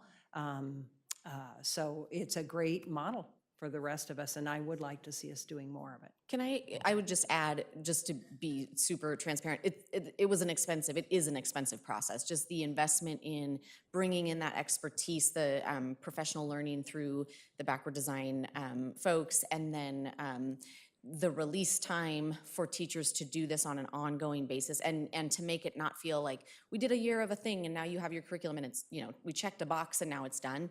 It's definitely expensive in money for substitutes or pay for teachers, and it's expensive in teacher energy for sure. I think it works well with this group of educators and this group of students because they are very much specialists in this very narrow isn't maybe the right word, but thinking about like an elementary teacher trying to design their own language. The reason this really didn't even come up with like our Spanish language adoption, our teachers could design amazing backward design units, but they're generalists. They're also teaching math, and they're and they're not reading specialists by trade or by training. And so our language specialists have a unique skill set. They have a unique position. They're serving a unique population with a pretty narrow set of standards that allows this to be really successful. And I think there's other places it could be, but it's definitely an investment of time and money and energy for sure. Have you thought at all about like sharing the work with neighboring school districts? You know, are they facing similar challenges, and are we working on maybe sharing some of this, what you're designing with them? Is that an option? Yeah, I think some of our districts have asked. We meet regionally with them, and there's groups around the state who are doing versions of this. I think maybe the a la carte examples. I think maybe the more common, like you have technically a textbook, some kind of curriculum you've adopted, and then you're really building around it. So we've shared some of that, and I think where the need is in our region is sharing, okay, we're getting some Ukrainian newcomers. What are we designing specifically for them? So right now it's kind of that topical level of sharing, but yeah, it's definitely been a fun process. I think our team's expertise is really deepening, which will help their work with their content colleagues in our buildings too. Any other questions? Yeah, thank you so much for this. I was curious, and I know it's early on, but with the ELD curriculum, you mentioned teacher feedback and lots of student feedback. Family or caregivers so far, any feedback? I mean, just to hear about somebody's kid going to Bachelor or somebody's been Science Station, the fingerprint thing. Has that come up with conferences or family nights? I'll answer briefly and then feel free to add if you want. Yeah, some of our families go on the field trips too, which is a great experience. And our Latino Family Advisory has been, early on, we connected with them around this, even just before we were kind of dipping our toes in, like, what would this be like? And there was a lot of excitement around sort of finally. So I think there's a lot of support from families. A lot of I think Liza mentioned, in each unit there is an expectation of family engagement, not just sort of, sometimes in packaged programs you see sort of the family engagement little box on the teacher's guide that says like, tell your families the cool things and so we were trying to do more of an authentic, bringing families in as co-teachers sometimes, or as experts in different topics. And so I think some of our families have had much deeper experience than other families, obviously, based on ability to engage with us. But the support from families so far has been great. I don't know if you want to add. Our intention really is to finish out this year with our units in our study, and then go back to the families and ask them about the experiences. How did this go? Were you involved? What was your child saying at home? How did it impact their learning? So that's next. That's going to be coming up probably May or June. And then I know specialists are going to be talking about certain experiences at conferences. That's what they're going to be sharing. So it'll definitely be interesting to hear what parents are saying at conferences. We'll be gathering that information for sure. Great question. That's great. This is really exciting, and thanks for all your hard work. Thank you. As others have said, just want to extend kudos for taking the harder path and for not selecting the best of mediocre options. And I think I'm hoping that we're going to be talking a lot more tonight and in the future about differentiation. And this is just such a great example of where you pursued differentiation with kid-focused, human-centric, values-based, passionate excitement around it. And so I think it's a great model for the district as we think about lots of different groups that might benefit from more differentiation, and just what a thoughtful, passionate process it was. So thanks for sharing. I think it's the differentiation for our bilingual teachers too, with the dual language, recognizing that, oh boy, they're about, like Steph said, they're about to have 4 literacy curricula that they're trying to navigate every day. And so rather than being like, well, you need to do what the rest of the district is doing just to be lockstep, the ability to differentiate the resources in front of our bilingual team, and then the professional learning that they get to support that, and make sure, a big part of Steph's role is making sure that whatever literacy progress we're making as a system, that the dual language teachers are, moving that direction too, but in a way that that meets their unique teaching needs. So thinking about just staff recruitment and retention too, that them having appropriate materials and feeling good about their professional learning is part of the process too. Yeah, it's a great example, Dr. Cook. We've talked about like the tight loose, in a big system like this, like when do we make decisions across the district? And sometimes that really makes sense and is the best thing for teachers and students. But then to know that we're smart enough and humane enough to listen to examples where that would really be a bad choice for both teachers and students. And that's an art, not a science, but it's great to see it in action. And it's because we have awesome leaders who can lead that work. Here's my say questions that, really so. quick, if I may. First question is from a pedagogical standpoint, how has it impacted many of the schools and you working with the various teachers, being able to, cross over into different things and working? And another piece is, how has it changed some of the environment or the culture within the school, being able to have this ability to be able to, cross over curriculums with different people? I mean, I think it's pretty early on both of those to know for sure, but I'll let both of you want to. Can you repeat that first question again? Think about it with all the pedagogy we're talking about, what Yeah. you're working with different people and so forth and so on. How has it helped in terms of, one, with the culture of not just the school, Yeah. but working with the students, and also from a standpoint of how has it helped students improve maybe their academic standings, I guess, or in some of the things that they normally would do, knowing that they have this option to be able to do these things, or knowing that they can actually practically put things into place, I guess, is what I'm Yeah, saying. well, from what I've seen, because I've been trying really hard to show up at these shared experiences and observe and see the student interactions and just high levels of engagement and excitement and being excited to go to ELD class.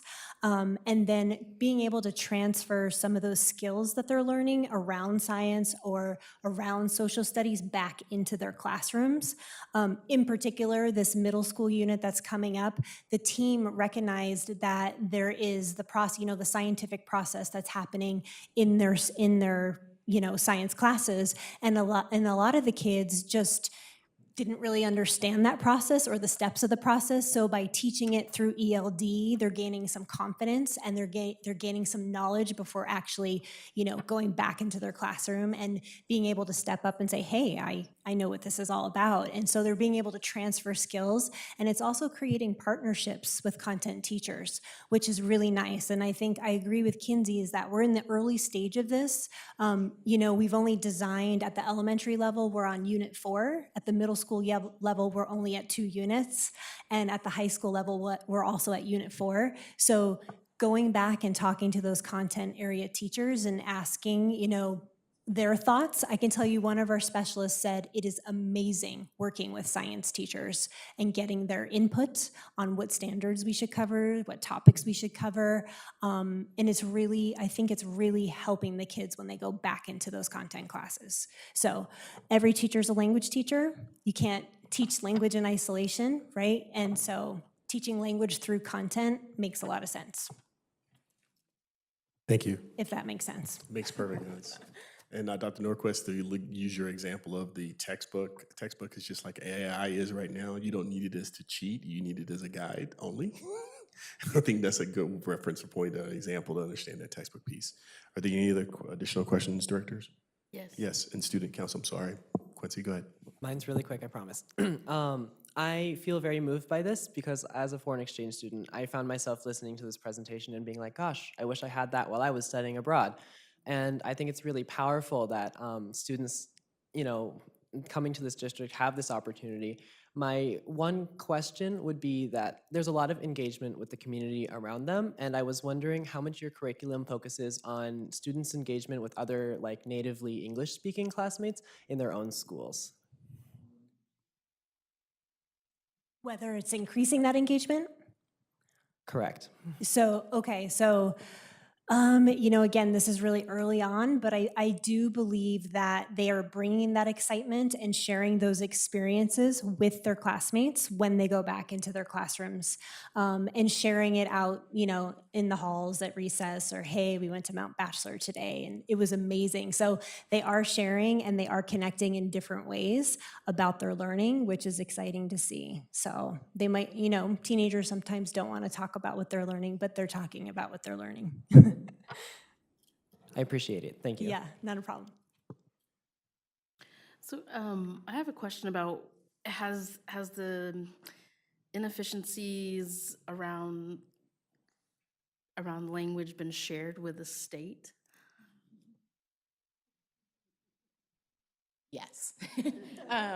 Yeah, they're actually, early on, I had reached out to say like, okay, so if we're not big fans of this list, what are our options? And they did sort of talk us through what we would have to do, the criteria that would have to be met. And when I was asking like, just around process, they said as long as your board is, they were very aware that, there's different needs around the states and that we know best what that looks like. And so they just kept saying, yep, as long as you meet the criteria under, the state has established for any curriculum and your board approves, they were okay with it. I mean, as far as them being able to add better options to the list in the future, I think that is less a state thing and more, published companies who write curriculum and just needing to get better. And to some degree, like a national level company who's writing curriculum for purchase across states and districts can't ever do what we're trying to do, because what we're trying to do is design for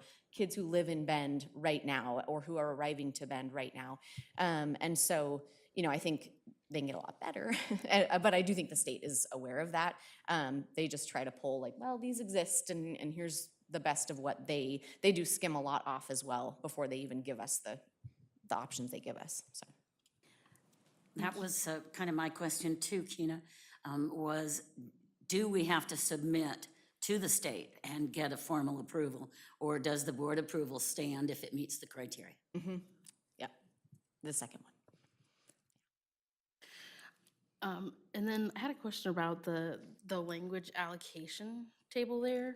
How is that allocation widely used, or? Yeah, I What can about that? provide some broad strokes and then feel free to jump in. That for our dual language program, that is pretty strictly adhered to. So in kindergarten, all subjects, with the exception of those two green ones you saw, PE music and ELD, all other subjects are taught entirely in Spanish. And so, and we, for the first couple weeks of school, there's a little bit of easing in because they're 5 and they need to know how to go to the bathroom and what fire drill means.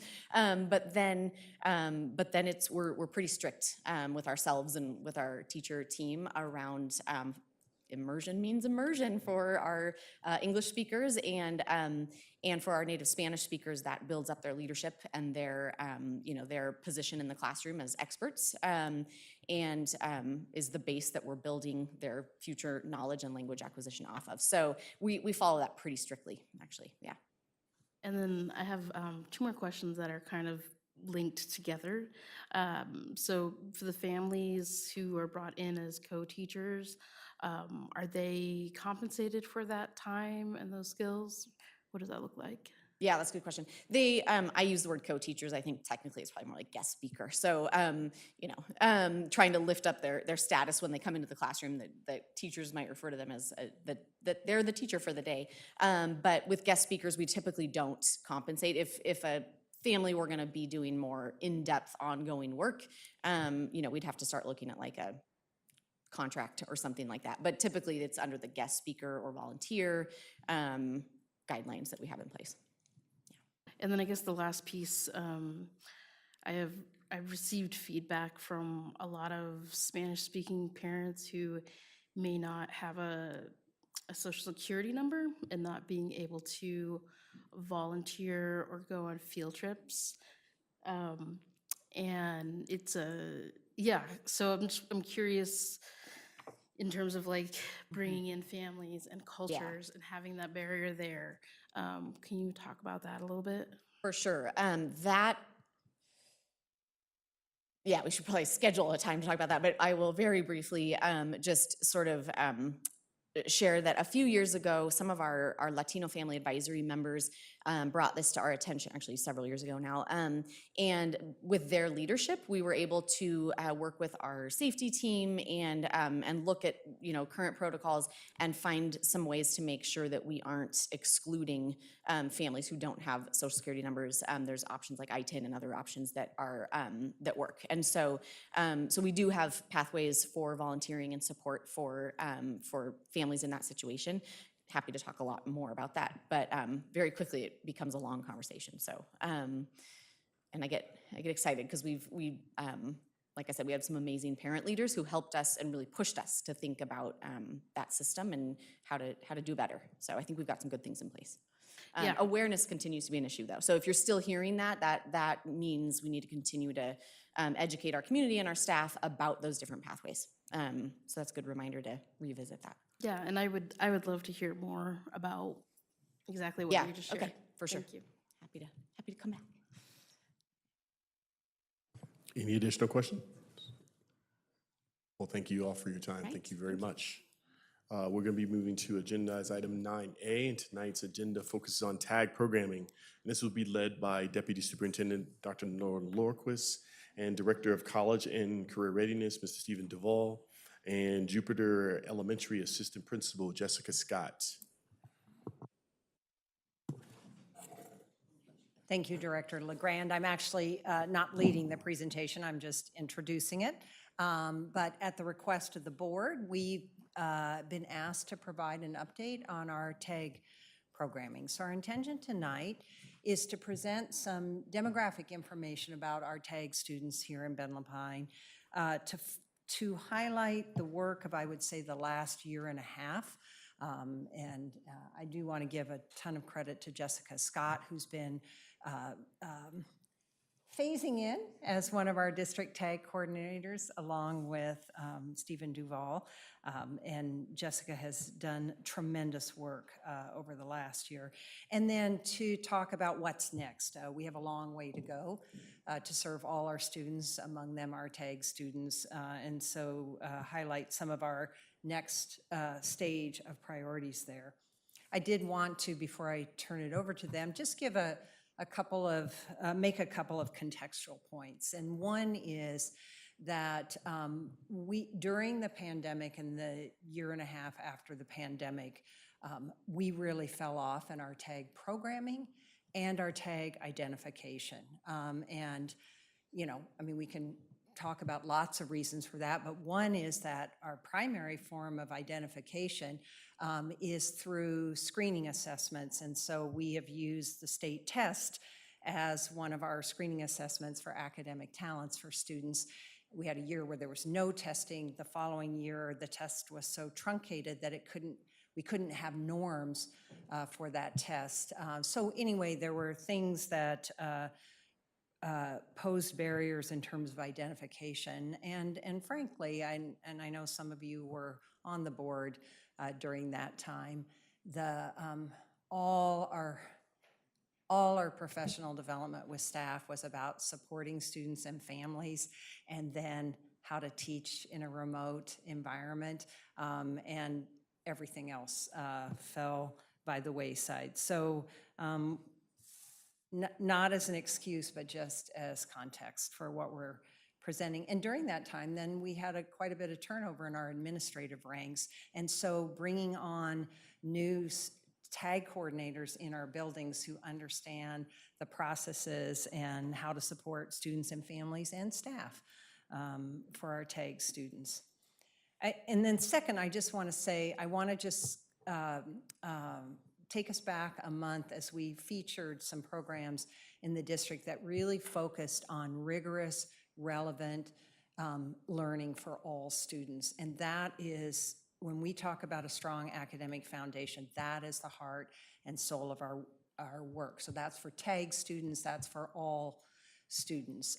And as I think Director McPherson Douglas asked the question a month ago, we acknowledge we have a long way to go. We've heard tonight references to differentiation, to backward design. We know some of the strategies that help us do that, and that's our work. And we're fortunate that we have places that it's happening very, very well, and it needs to be happening everywhere. So without further ado, I'll turn it over to Stephen. Thank you, Laura. I just want to start by saying that I'm excited to kind of jump back in to supporting our TAG students. A little bit of context about myself. I was the principal at Cascade and the assistant principal there for a decade, and as you know, that houses one of our option TAG programs in the district. And so I'm excited to kind of jump back in and take on a little bit of this as we move forward. So today we're going to cover demographic data of where we currently stand. Jessica's going to talk a little bit about some of the work that's been done, and then I'm going to touch on what's coming next and some of the work we have planned ahead. And just if you have questions, let us know. All right. So we're going to jump right into demographic data. I'm going to start with data by level and school. So give you a second to digest that, but that's by site, and just pointing out that for those in the audience, that Juniper does house one of our option tag programs as well. So you can see why that number would be a little larger, because we have the option of students that are identified in tag attending there no matter where they reside in our district. Also of note, in second grade, and Jessica will talk about this a little bit, we give students the Naglieri, which is an IQ test, to begin the identification process as a universal screener. And then from there, we're looking at state assessments, 3rd, 4th, 5th grade, et cetera, to continue to screen and catch students. Here's our data by middle school. Also of note, Cascade houses our other option tag program, so that's why that number looks a little bigger as well.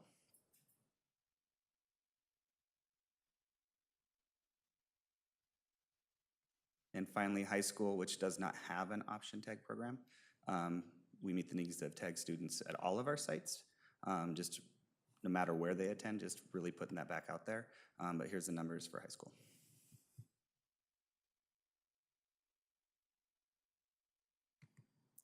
So I'm going to do a little bit of demographics by different categories as well for you. So in blue is the percentage of tag students, and red would be the general population. So we're comparing. So for example, Hispanic students, 3.4% of our Hispanic population is identified as tag, in comparison to our general population of 13.3% of students being Hispanic. White, multiple Asian, and then we get down a little bit smaller numbers, but it gives you that comparison as well. Our goal, obviously, here is to have those numbers align. They don't. So there's future work ahead, and we'll talk about that as well. Here's by gender, male, female.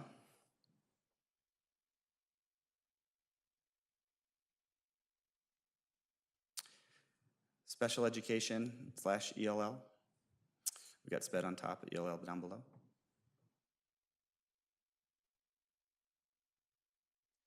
And this is our demographic data for participation in our program. So in red is the total tag identified number for all students in the district. In blue means that student is participating in either Juniper or Cascade. And so for 4th and 5th, that'd be Juniper.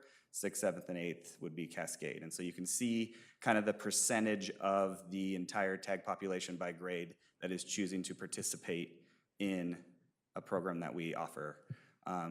Again, just want to continue to put out there, our goal is to serve tag students at any school. They have the option to choose whether or not they attend one of these programs. And then I know this was a question Director Tatum brought up at a previous board meeting, and so we wanted to make sure we provided that data as well around dropout and graduation rates. On the left, you have the dropout rate for our tag students in our district. So as you can see, pretty low numbers there, which is encouraging. Less than 0.5% in the most recent cohort. And then on the right, you have the graduation rate for a 4-year cohort. As you know, there's a whole definition for the state in terms of what counts as a 4-year cohort. And then once it gets above 95%, it's just, that's the number, it's above 95%. So the last 4 years.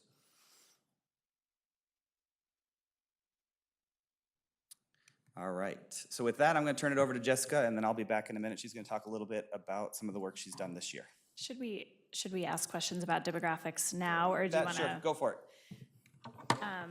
Yeah. Okay, Okay. let's wait. Sure. Yep.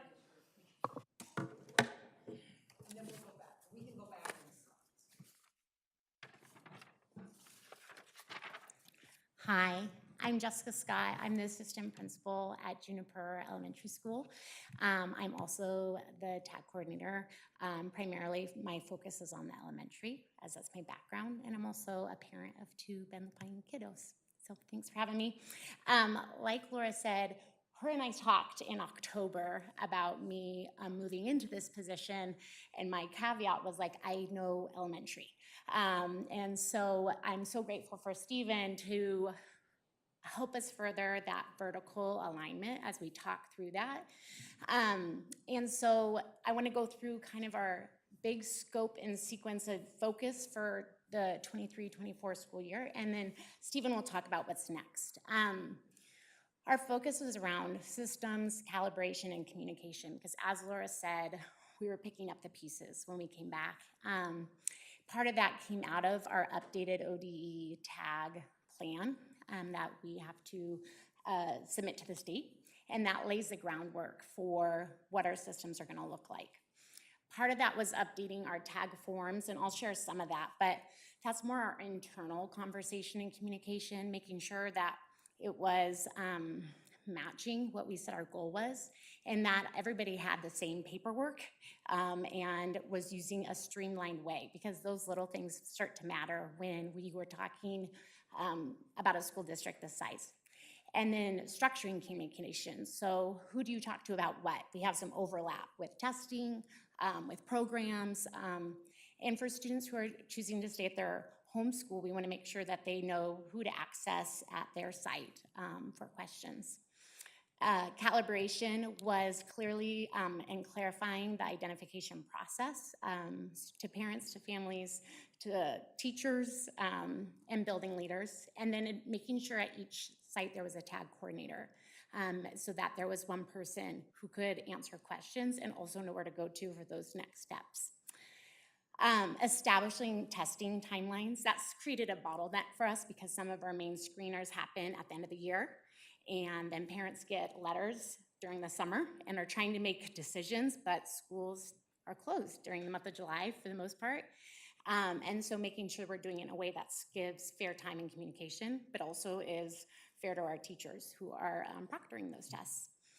And then in kindergarten through 5th grade, we use a PEP, which is a personalized education plan for students, and focusing those on rate and level of learning. And we changed that document this year to be less open-ended and to be more aligned with depth of knowledge, to be focused on what assessments are being used. And also we added in components of what a student skills we would hope for as they would be hireable and part of our workforce. So we want to make sure we're being really rigorous, and we also want to make sure our students are well-rounded. And then our communication, and this is always going to be a priority for us, is communication vertically, growing that K-12 communication. I learned a lot about what was happening at different levels in this last year, and making sure we're disseminating that out horizontally so that one school isn't holding all the information, but school by school, we can each speak to what we're doing to support our kids. And then making sure our tag coordinators have resources and support. So that was a focus generally, but I want to dive into some of the things that we talked about.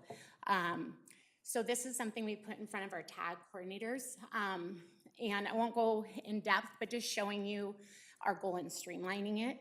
And making sure that when a family approached somebody and said, hey, I would like my student evaluated, is often the words used, but considered for tag or identified for tag, that the tag coordinator would know our process. And so that they could be able to help from start to finish at that school site. The things that we do, we have referrals, and that's from teachers, it's from parents, students can refer themselves, and it's also through our ability tests, the NAGLARI, which is something we give to all second graders, the SBAC for reading and math, and then we also offer iReady, which is what the assessment we use. That's a nationally normed assessment for when a student or a teacher or a family member believes that their student should be or could be identified as tagged, that we have an agreement on what are our screeners that we can use for next steps if we're in between testing cycles. And then I want to focus also on the third step, because as you saw from our data, we haven't reached a place where we're identifying students without certain bias and systematic errors. And so through those, what we know historically about these standardized tests is they're not a perfect way. And there's very bright, academically gifted students walking around who have not gotten identified. So this is our pause point where we reflect and are able to say, is there a problem in our system where we might have missed it? And if that is, what are other paths we should take? So making sure that it's just not so without thought, that we're just passing things through, nope, not the 97th percentile next, but really looking at the student as a whole and other preponderance of evidence that might help us make that decision. So this is something that we've given out. The next part of this, page 2, is just a reminder to our TAG coordinators that this is a cycle. For the up until 5th grade, we are meeting annually to talk about the PEP, to adjust goals, to talk about ways students have grown. Something that's really important, what we talk about with all students, but is that sense of belonging. And we want that for all of our kids. And so that, again, is going back to those future-ready skills, but also their relationships with one another in the classroom and with their teacher. And so this is part of ODE, and what we needed to highlight in our plan. So what is our policy? What are our assessments for current services, and what that is like our own audit of how we're doing in our feedback loop. From that, creating district goals, and then from our goals, creating the plan to achieve it. I have a slide around parent rights, but making sure those are presented during this process, and having a continually review of our TAG plan in order to update it and resubmit it as needed as we make growth and gains. And then the TAG coordinator contact info is on there, so I'm on there. And then our next step, where we're at, is making that plan widely available. So what we're working on and talking about is making it as part of our website, making sure that it's available to share in a physical way, because that's a missing piece for a lot of people right now. It's here, but it's not here.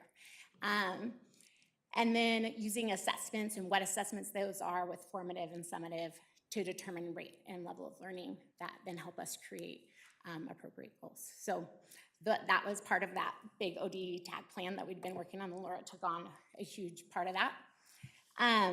For parent rights, there's 4 essential parts that we want to be responsible for and make sure that we are clear on. So it's listed as identification, notification, but really for us, especially at the elementary level, it's that even before. So when there's a piece of evidence or when students are showing really amazing gifts in certain areas, that we are bringing parents into partnership in that conversation before the identification process, because our hope is that parents would be with us in that process and have a voice. The number 2 is provide input. So part of the PEP, the personalized education plan that's often done around conferences, is sitting down and talking about those different types of assessments and observations, listening to what the students' strengths are and where the areas of growth are, and then creating a plan. And that needs to be adjusted annually, K through 5, to as the child grows.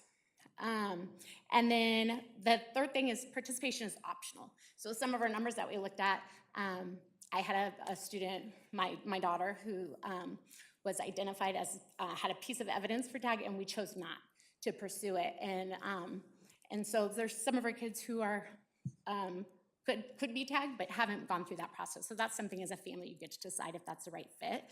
And a lot of that, if you're scratching your head of why, it's some of our TAG students, that there's a certain amount of pressure, there's anxiety, there's other things that they need to go, is this the best move for my kid, as we look at them as a whole person. So that's a family decision. And then if there is a complaint, knowing that there's a policy within our district that supports that process.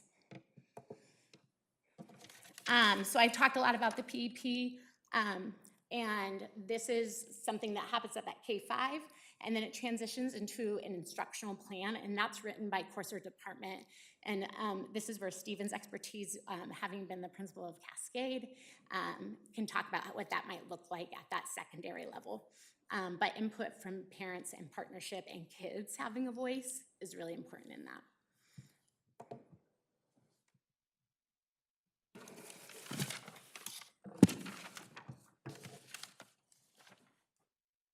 So touch base a little bit on moving forward. As Laura mentioned, we had some things and some momentum pre-pandemic, and now it's picking those back up and moving forward. And so keeping along those lines of system, professional development, and continued work, adding at the secondary level the clarification of roles and responsibilities for everybody in that building. As a teacher, what's my responsibility for the TAG students in my classroom? As a TAG coordinator in my building, what's my responsibility? And then Jessica mentioned that department plan versus a PEP at the middle school level. Next step for us is to take a hard look at those and update those and then involve teachers that have a good background and experience in their subject area at challenging students and providing rigor in their classroom to have plans that our departments will be able to digest and practice that will help meet the needs of our TAG students. At the secondary level, continue to improve those family communication systems and doing some further work around local norms with an update in state regulations. They have given districts the ability to choose norms for identification of TAG students. We've begun that process, but we're going to continue to evaluate and look at those on a yearly basis. Dave Van Loo will be an instrumental part of that process with his background. Some other things that we're looking at moving forward is some professional development for all our TAG coordinators. And then from there, kind of a training the trainer and having those folks go out to their buildings, back to their buildings and deliver some training to their sites. And then with that, some of that training includes department plan implementation. We want to continue to refine the identification process. Jessica mentioned that it's not perfect. We looked at that demographic data and there is definitely a gap that we want to address. And so how can we do that? How can we look at the picture, the whole student, account for bias or systematic barriers that are in the testing process?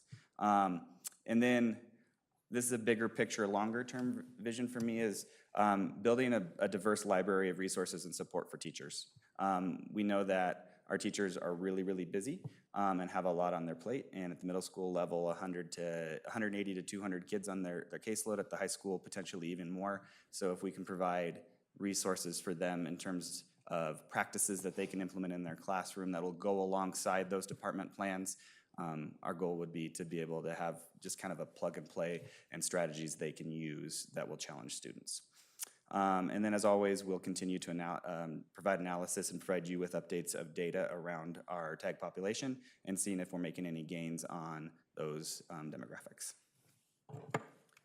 So with that, open to questions on anything, and I can go back to any slide if you have a specific question that you wanted me to take a look at. Thank you, Stephen. Yeah. Thank you, Jessica, Laura. Thank you. My question is this, and this is going to be, as we continue to try to improve, systems, different things that we're working on and stuff, what do you think the number one priority is in terms of looking and improving TAG and the things that we're trying to do with our district? The number one priority? Yeah. I'll speak to the middle school level for me, and then I think I can let Jessica talk about the elementary. For me, the number one priority is getting everybody up to speed on the roles and responsibilities of serving TAG students in their building and providing resources to teachers to be able to challenge students. And so part of it is providing that professional development to our TAG coordinators and then getting that development in the hands of the teachers. And so that is a high priority with those middle school department plans. And those are some of the first things that I want to address as we move forward so that we can have a really clean system no matter where a student goes around serving them and meeting their needs. You want to talk about elementary? I love that you asked that question because I feel like as we're building our plane, we need to know where we're headed. I think specifically with the elementary level, it's high rigor at every site, that you're not hoping and crossing your fingers you get into the program that's going to be a good fit for your kiddo, but that your kid is going to thrive and be challenged right where they're at, and that our schools have the tools to do that. Thank you. Directors and student council. Yes, Wes? Thank you, and I have two questions if that's okay. So my first question is, I remember 10-ish years ago now, which is crazy to say, I was identified as a part of the TAG program. And I remember the biggest barrier being transportation, because I think that immersion is just gonna work best for any student. It's easy for students to fall through the cracks. Has there been any expansion of, okay, you go to Miller, we can get you to Juniper, High Lakes, Juniper, what does that all look like? Yeah, so there's been some advancements in the transportation. I think when I was at Cascade, there was a bus to your home school, and then from your home school, there was a shuttle bus to Cascade. Now there is a look at where all the students who are attending that program attend, and then a bus that picks them up and takes them directly to transportation, and then one bus that takes them from transportation. So there's still a little bit of a shuttle process, but it does cut back on the time getting there because they're not having to go on a regularly scheduled time to their school first, which would have been when they should have been at that school, and then a shuttle bus to Cascade. So there has been some advancements. It's still not perfect, but I know that we're continuing to try to make strides with that. And that, I think, also plays a role in terms of students choosing to attend these programs or not, because we've heard that as well. And so wanted to continue to advance that as best as possible within the resources that we have. Yeah, thank you. That's great to hear. And then my second question is just being in high school now and looking back, I know lots of other students who are in that TAG program, and I know that it's a big topic of burnout, and teachers are talking about should we be tracking students, and that's just always been an ongoing debate.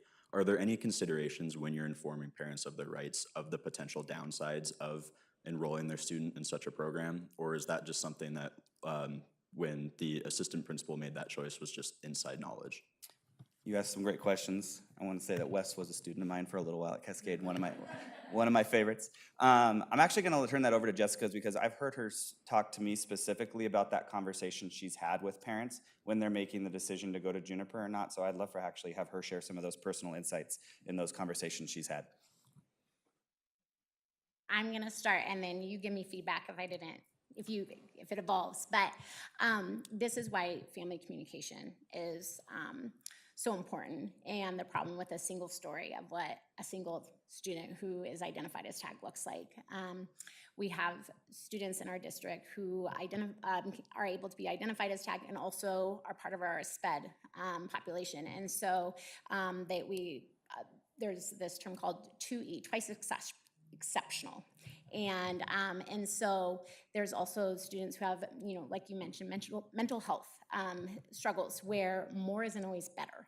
And so we're in a culture of really turning that on its head or working to do that, of what success looks like. And that's a conversation we have with parents. So I spend a lot of time in the summer as parents are trying to decide at the elementary level what's best. And one of the questions I ask them is your kiddo happy and thriving where they're at? Because one of our huge goals in our district is a sense of belonging. And I really believe that that is the first part into any type of learning. And so if they have a strong, robust community, then we can help support what's happening at their local school to provide rigor and challenge in that rate of learning. But often what can be wonderful is that students find peers who they have shared similarities and maybe felt isolated in the past. And so it is a really unique, really personal conversation that we do not have without parents. And so that's where that conversation becomes really powerful, and also letting them know that there's not like a track, you don't have to go this way. So we have students who choose to stay at their home school and then think, I think we want to do, is there room at the Juniper? And we talk through that. And then we have students who are like, oh, we want to be in the TAG program. And I do quotes because my hope is that they would be served with TAG no matter where they're at. And they end up going back to their community school. And so part of that is that journey of figuring out what's best. Did I answer it? Yeah, you absolutely did. Okay, Thank you so much.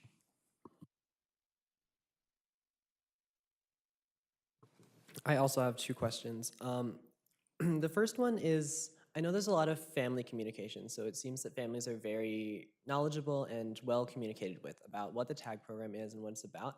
How are students at an elementary school age introduced to the TAG program and how it is, and how it will affect them and their futures? Yeah.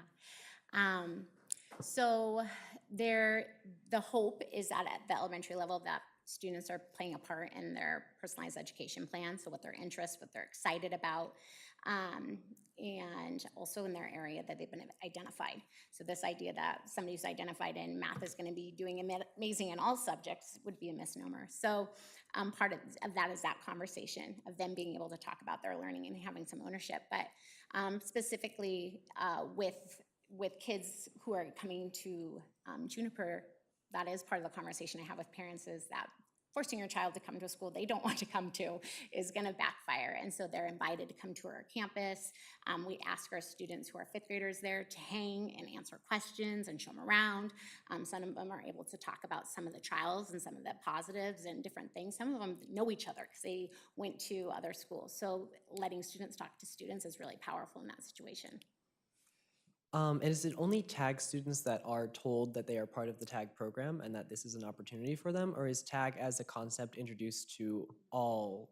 Such a good question, yeah. So the way that our policy works is that parents are sent a letter when there is a piece of identification from one of those tests that we talked about, our screener tests. There is a lot of talk among students. And that, again, is, I think, going back to the tracking of what happens when you're the 96th percentile. What happens if you're bright and high performing and love school, and you are the one who's initiated, like, I think I could be there, and that's where we go back to the positive of going to a district norm, and also the positive of pushing rigor at every school. So it's not just the 97th percentile, but we're talking about kids who are excited about learning, and there's less about the title that goes with that. Awesome, thank you so much. Excellent questions, man. You making our job easy. I love this. Totally. That's why I was we just wanted going to say, yeah, before we start diving into our questions, I just want to really good questions and such an example of where student voice is so valuable. And I think this is actually a great example of a conversation, the type of board conversation where I would love to have students in the presenting seat or a panel, or students are really able to articulate why this is important to them or not. And so just want to put that out there in general as a wish to hear from more students when it's really relevant to them. But I'm going to let Cameron ask questions first. Thank you. First off, Jessica, I'm sorry, such a great way to break down and explain this to us. I really appreciate that. And I think this is long overdue, and I'm grateful for how clear and the attention, particularly to the gaps, the very clear opportunity gaps for several groups, student populations.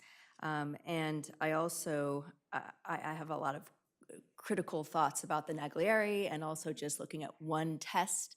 And I'm glad you mentioned the 2E kids, and I also want to mention English learners, and just as you could see, some very clear gaps. And I'm really glad that's come to the forefront because I think it's been a while. So that, and I just, so I am appreciative of that. And then I do want to ask just a couple questions with regard to what department does TAG fall under? Is this under special education? No. Lord. Where is this? Teaching and learning. Teaching and learning. Yep. Are there any other particular?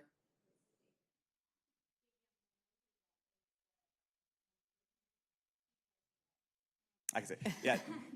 Yeah, so Dave Van Loo is our Director of School Improvement. As you know, Dave, he's been up here, but he helps with that a lot as well. So Okay. it kind of falls under that. Special Education, IDEA, 504s is a separate department that Sean oversees with Colleen and Josh. So it kind of is in its, it is a program. It is a form of exceptional education, right? But, and so I'm trying to kind of, and I think it's just a learning opportunity to see how we were here and now getting here, which is fantastic. But the delay and the need, and I think probably a lot of missed opportunities for kids, which I think is really heartbreaking. And one, I just wanted to get some clarity, and I think I asked Laura at one point, we were trying to figure it out, that one class at Cascade Middle School was just down to one block versus two, and where was the breakdown? And I know COVID, right, disrupts everything, but, and I think this, you speak to a little bit, Jessica, of just the, increasing teacher awareness and parent voice, right, or family voice, and other individuals who could speak to besides this one test. What happened where all of a sudden now 8th grade at Cascade has twice the number of kids who qualify for talented and gifted versus the year before was half? I think there's two things there. One is it still comes down to parent and student choice to attend. And so when I was there, cohorts would fluctuate based on the demographics of the time in terms of how big that class was, but also like there would be times where Juniper has a self-contained program, and most of the years, 21 of their 25 or 26 students would come to Cascade, but then there would be other years where 10 would choose. And so when you look at the numbers of the students participating in the Cascade program, some of that comes down to family choice to attend in the first place. So it's not just It's got to be a pretty significant change from 7th grade to having one block to 8th grade to having 2, right? For families to make that choice for 8th grade year seems pretty significant. No, so, I mean, so when you look at, they come in at 6th grade and that cohort stays for all 3 years. And so that cohort would have been a big 6th grade cohort, a big 7th grade cohort, and then a big 8th grade cohort. But the cohort behind them, we generally don't see a lot of families transfer in 7th or in 8th grade. I think that's what happened though for this 8th grade year. Oh, I see what you're saying. So I'm just it's curious to know, did awareness just increase and a bunch of 7th graders decided, hey, I want to go for 8th grade, or was it more you pulled from Cascade? Or it's just interesting to consider how that happened for this one particular class of 8th grade, because typically you want kids to start just like for Juniper. Yeah. You want them to start at the beginning and stick with that cohort. And so I'm just wondering, were there some missing elements that you can retrace? Maybe not. Yeah, I just throwing it couldn't out there. speak. Laura, do you have any insight to that? No, I couldn't. I think in each individual story is probably unique and different, and I can speak to, some conversations when I was principal there in terms of talking with 7th and 8th grade parents around fit, and like Jessica said, having that conversation in terms of where you currently are, how that's going for you, and whether or not this is the right fit or not, and having that long conversation around moving a student in the middle of their middle school year is a big decision. And so I know that each story is unique, and so I couldn't speak to the whole, or I even come up with a hypothesis. I could talk to Gabe Pagano, the principal there, and see if he's got any insight, and then reach out to you if I've got an answer. Yeah, it's a little curious because Mhm. also the impact on educators, right? Yep. To have to pivot for that. And then another question, and I see it in here, but I'm looking for a little more like how you might early on before 4th grade increase that awareness for parent referrals or teacher referrals. I think I've talked to a lot of teachers who don't really know what exactly to do and what exactly to look for. And so you mentioned something, training the trainer. What kind of things, and this is a lot of long-term thinking, which is great, so important. But in the next 6 months, what are some things that might help us to kind of get it more tangible in our minds?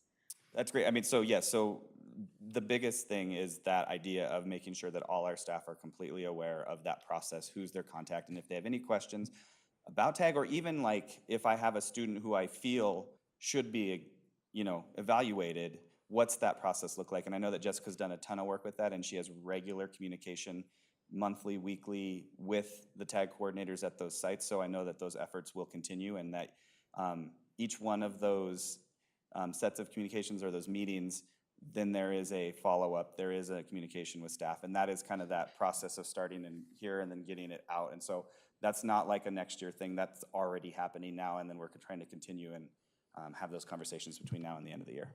Great. Okay. Thank you.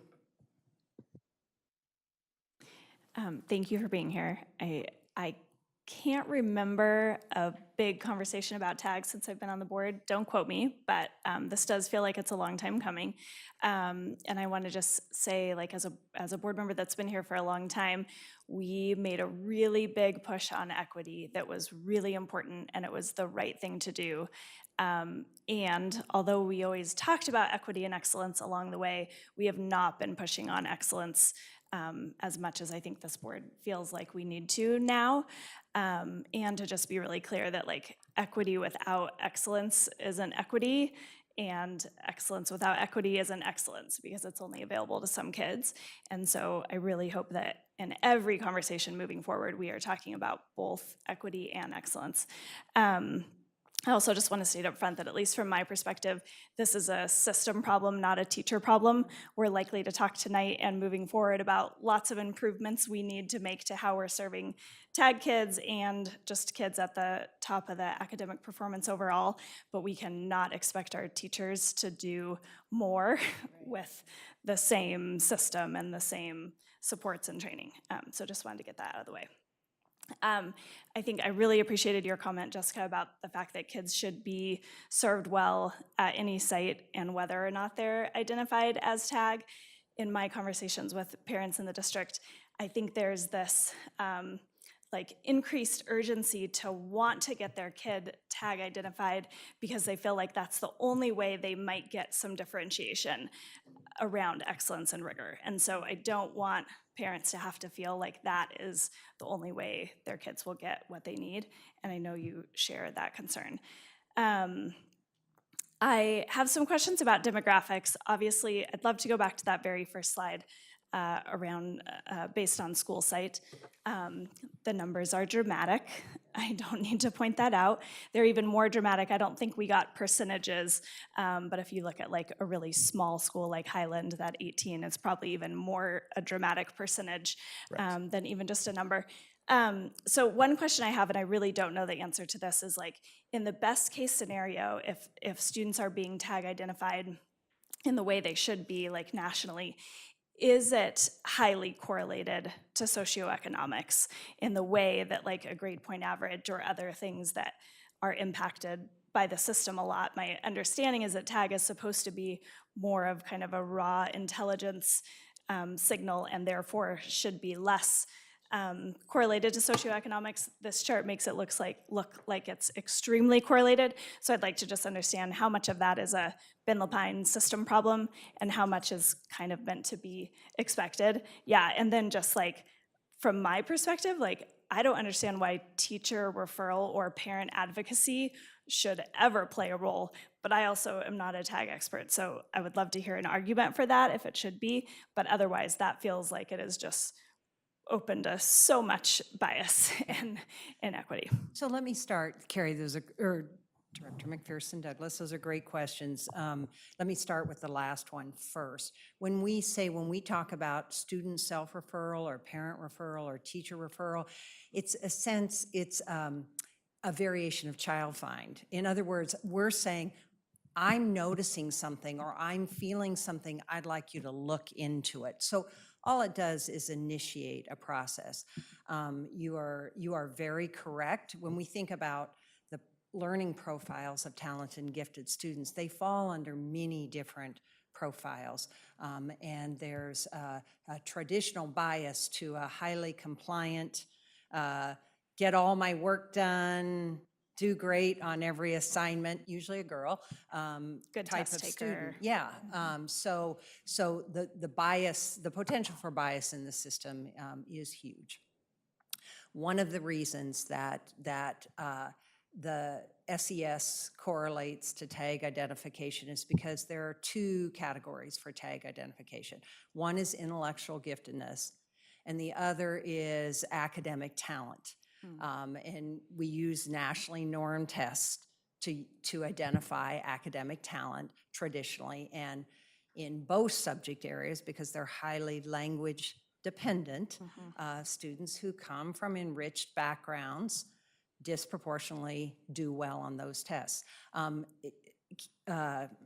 Director Fisher is correct that in looking at how we improve our identification process, there's a lot of work to be done, and there are lots of flaws with Naglieri as a screener, but at least it's a nonverbal test. I mean, many districts don't even do a nonverbal screener, so that's a start. That's one thing, but and we also do in individual cases, particularly when we have reason to suspect a student will not perform well on a standardized test, we'll use our school psychologists to do individual intelligence testing.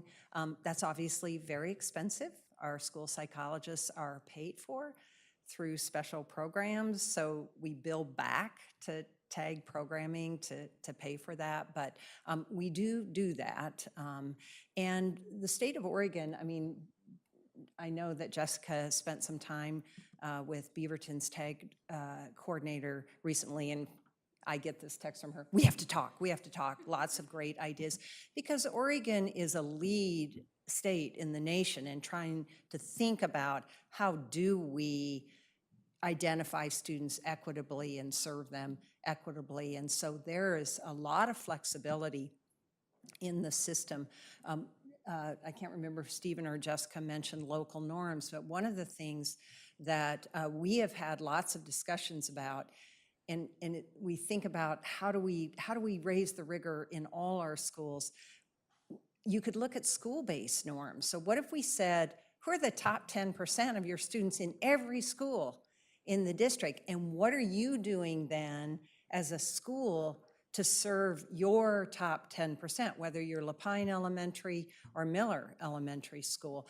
And really broaden then that question about how do we challenge our students?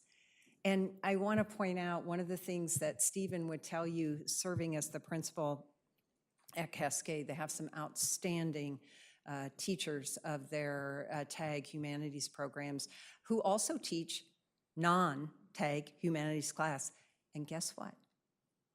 They do a lot of the same things in the non-TAG humanities classes.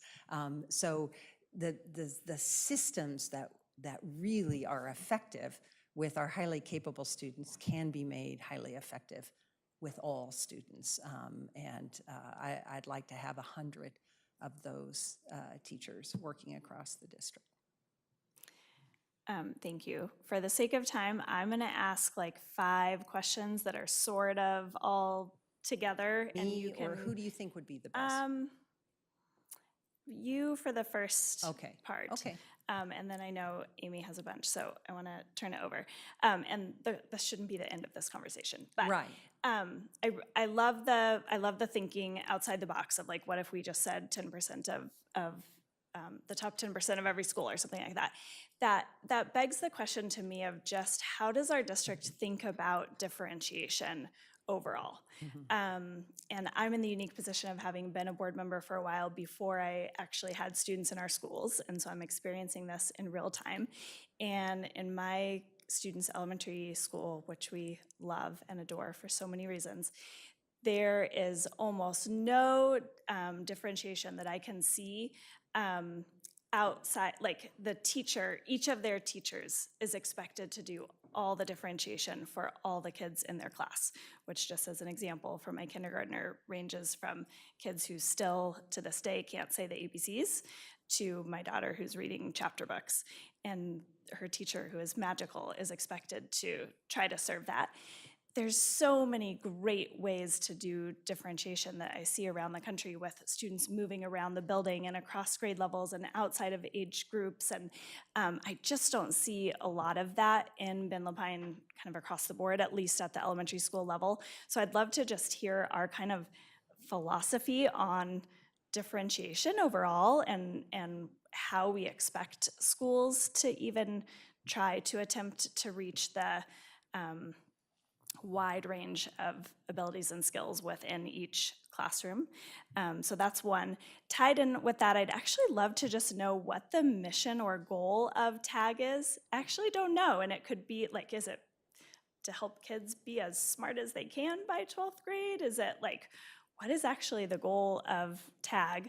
And how aligned is that with just the differentiation we would want for all of our students, or is it a really specific mission or goal that is different? And then similar on the differentiation front, which is why this is still all Laura, I've both heard stories from a number of people and experienced it myself where students are being told that they cannot go beyond their grade level on technology apps, which in my mind is like the one way that it's like kind of easy for them to keep moving at their pace. And these stories are widespread enough that this is clearly a systemic issue. So I'd love to know if that's actually a policy or just a lack of training or understanding from teachers. And then kind of also on differentiation, how much are we using innovative ways like getting a cohort of kids into an online class if their needs aren't being met in their current class. So I'll stop with that like differentiation Okay. bucket. I'm trying to think where to start. Let me start with a goal for our TAG program. We don't have any written goals for our TAG program. So I'm only speaking for myself here, not representing the system. I would say I don't see any different goals. When I look at the board goals, 1, 2, and 3, those would be my goals for every student in Ben Lupine schools. So certainly could have further discussion about that. In the past, historically, I think that we have done some really good things in terms of differentiation in core. I think about at the elementary level, particularly in literacy and mathematics.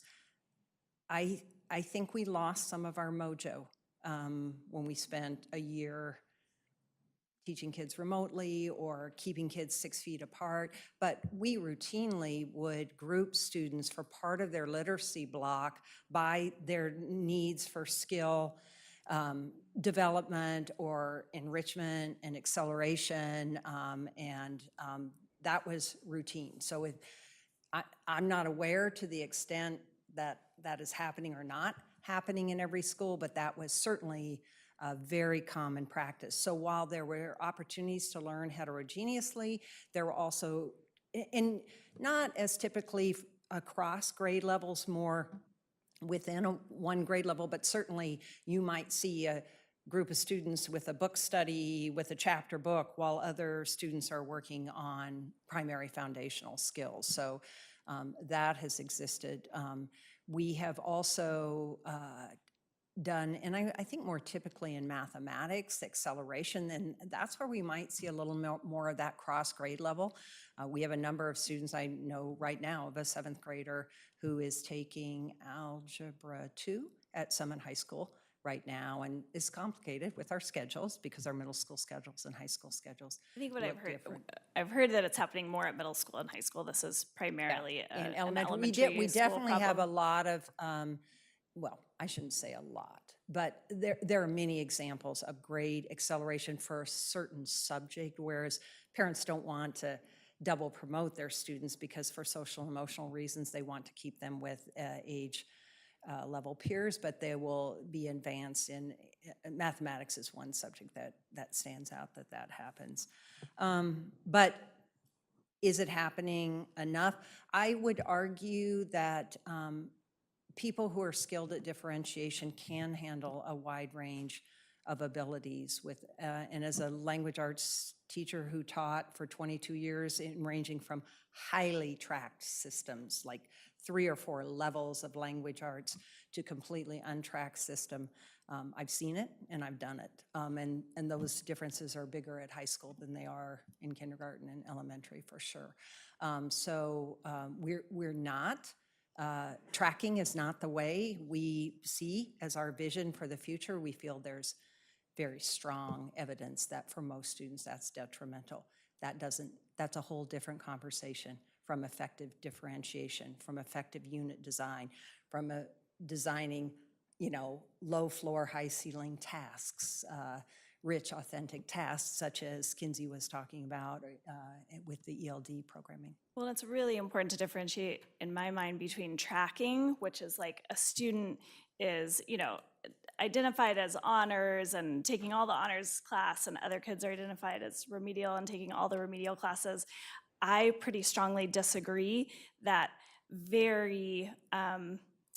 that tracking that is constantly changing and across different. That's not tracking, yeah. Right. I agree with you. Grouping, you're talking about skill grouping. Yeah, that is Or dynamic interest and that grouping, changes. or there's all kinds of grouping strategies. So And I'm worried I don't that think the we, message of, I like- don't think we're disagreeing. I think Yeah. we're agreeing.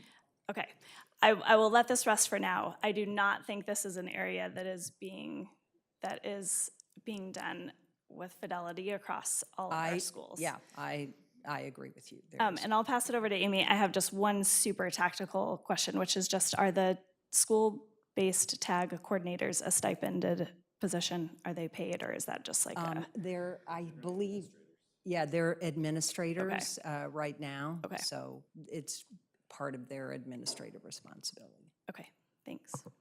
Amy, do you want me? Do you want to talk to them?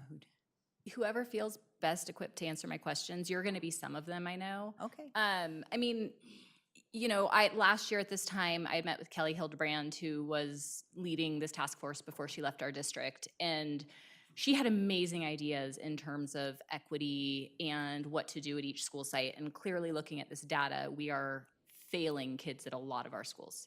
And I think COVID had something to do with that, but also I think our testing strategy currently, I want to talk about that a little bit. Naglieri tests, we give it just once in second grade. If kids are absent, do we offer them an opportunity to make it up? Yes. Okay, because I had to fight to get my kid tested, and part of that was COVID, but it was not easy. And I've also had parents, just Carrie told me that she thinks her daughter took that test last week, but as a parent, she wasn't notified that that testing was happening. So are we notifying families of the importance of this testing? Okay, well, If there hasn't been, I got the notification. So Okay. it is a process where that is expectation. If that didn't happen, then that's a site-based conversation that we want to have with what was the breakdown there and why did that not occur if we have families not reaching that. Because that is a general expectation, that is a general practice that we do, is upcoming test, your student will be tested in the Naglieri. Here's where you can find more information. Yeah, because when my son was in second grade at Juniper, I did not get that notification. I never knew he was tested. I had to ask. So some schools are doing it and some aren't. And it's good feedback for us because that should be a standard of practice. Yep. Absolutely. And then when it comes to SBAC testing, how many of our kids are opting out of that? At the elementary level, we average over 90%, so probably about 91% of our Okay. students take it. Are we telling parents that that is a second piece in the tag identification before they opt out? Because I've never seen that as communication.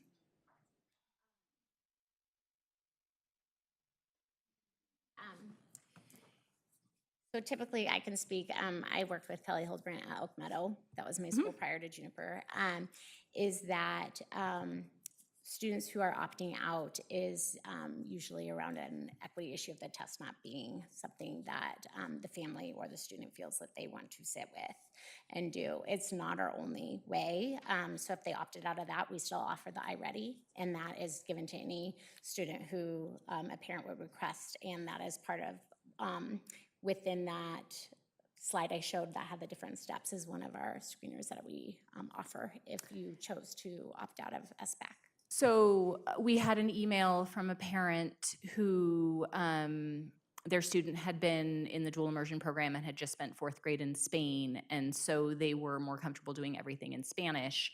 And the child had scored in the mid-90s on Naglieri or low 90s on Naglieri. And the child in fifth grade came back to America, was having boredom, behavior issues in school related to not feeling challenged. And this is a child who, is parents told they're reading at a high school level in Spanish. The parent asked for the child to be retested.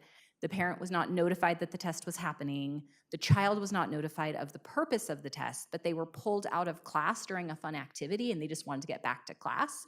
And so they took the test and scored below grade level.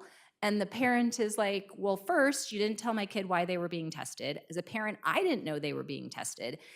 And the test was in English when they're used to learning in Spanish. I want you to talk about that scenario. Like, how does that happen? And do we offer these the knowledge-based tests in Spanish for students who are more comfortable taking them in a different language? Yeah, Amy, I can't address the specifics of that question because I don't know. But should we always notify a parent before we give that test? Like, should the parent always get a notification? Is that a school policy? Yes, I think we typically, yeah. Not used to this. I would, and I think best practice is to, like Laura said, I don't know all the pieces. So, but if a parent asks for their student to be tested, and then they would not then get a letter, like that formal letter. If it is in between, like it's not the SBAC, it's the iReady, and that's a test we can give at any time, and they've asked for that, they wouldn't then receive a letter. But usually, my practice, and the practice is to talk about when that would be. And so why that didn't happen, I can't answer that, but Okay, are these tests offered in Spanish too for students who are more comfortable taking it not in English? Or in other languages at all? Well, if it's the SBAC, yes, I mean, that's available. SBAC's not, sorry. Language arts. Thank you. Yep. Math is, language arts is not. Okay, so do we have any verbal tests in Spanish that we can give to students as part of the tag identification process? And if not, are we looking into that?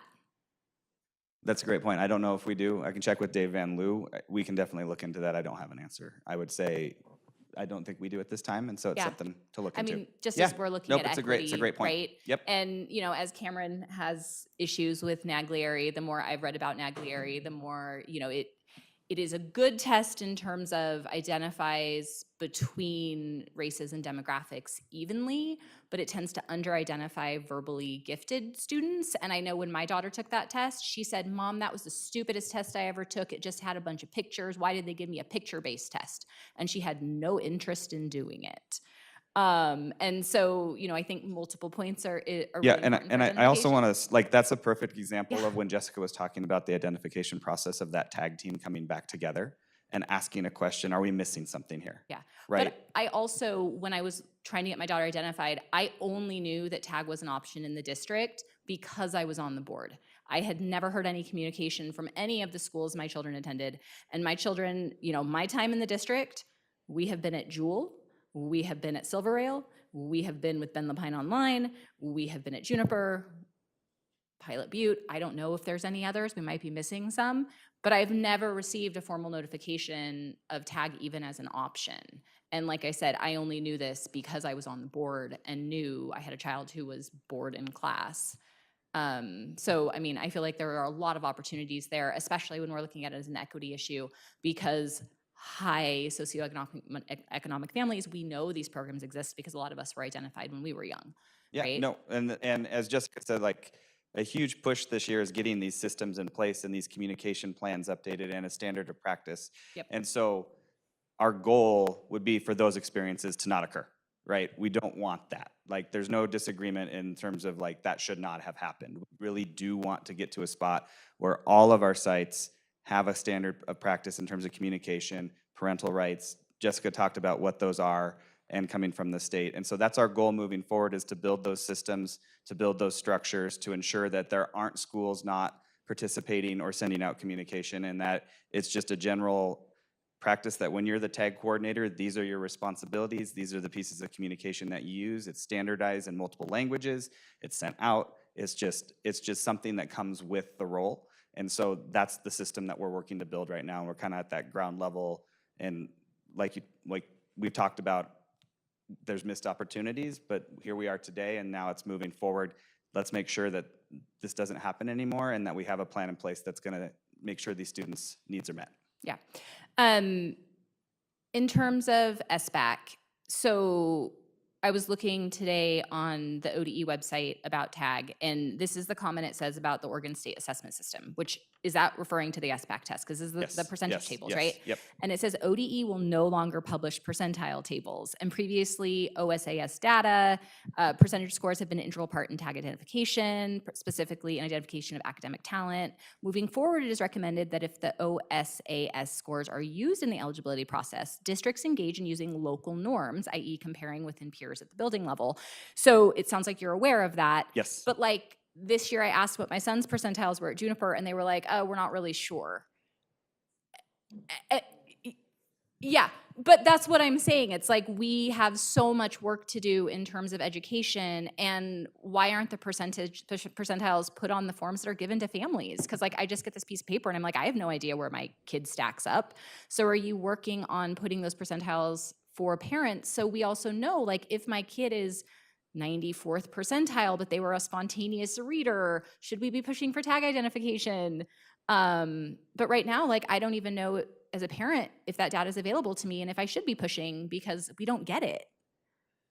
So the first part of that is yes, like Yeah. Dave has worked through looking at our data and created local norms. And to Laura's point, like the next conversation is do we do that on a site-based level? And looking at the norms from the students that were at those sites. And so this is a newer process. These norms were created this year. And so it's very new. And so to your question around parental rights, when we send out the the state testing results, there are those bars on there that show, here's a level 1, here's a level 2, here's a level 3, here's a level 4, and then it shows where your student scored in relation to that bar. We don't have percentiles on that. It just shows that your student scored near the top. Like that's the closest reference. You don't have a hard number. So we would have to have some internal dialogue on like how much, because those will change yearly. Those will change all the time. So how do we communicate that and have those numbers? What's that look like? That's a conversation for our team to consider. But this year, did that happen, or last year with testing, were all the students who were 97th percentile, were they notified based on local norms? Yes. Okay. Yes. Great. I do want to comment a little bit because I think it goes to the identification process, right? With the slide you put in about dropouts, that's not necessarily referring to our tag identified kids, right?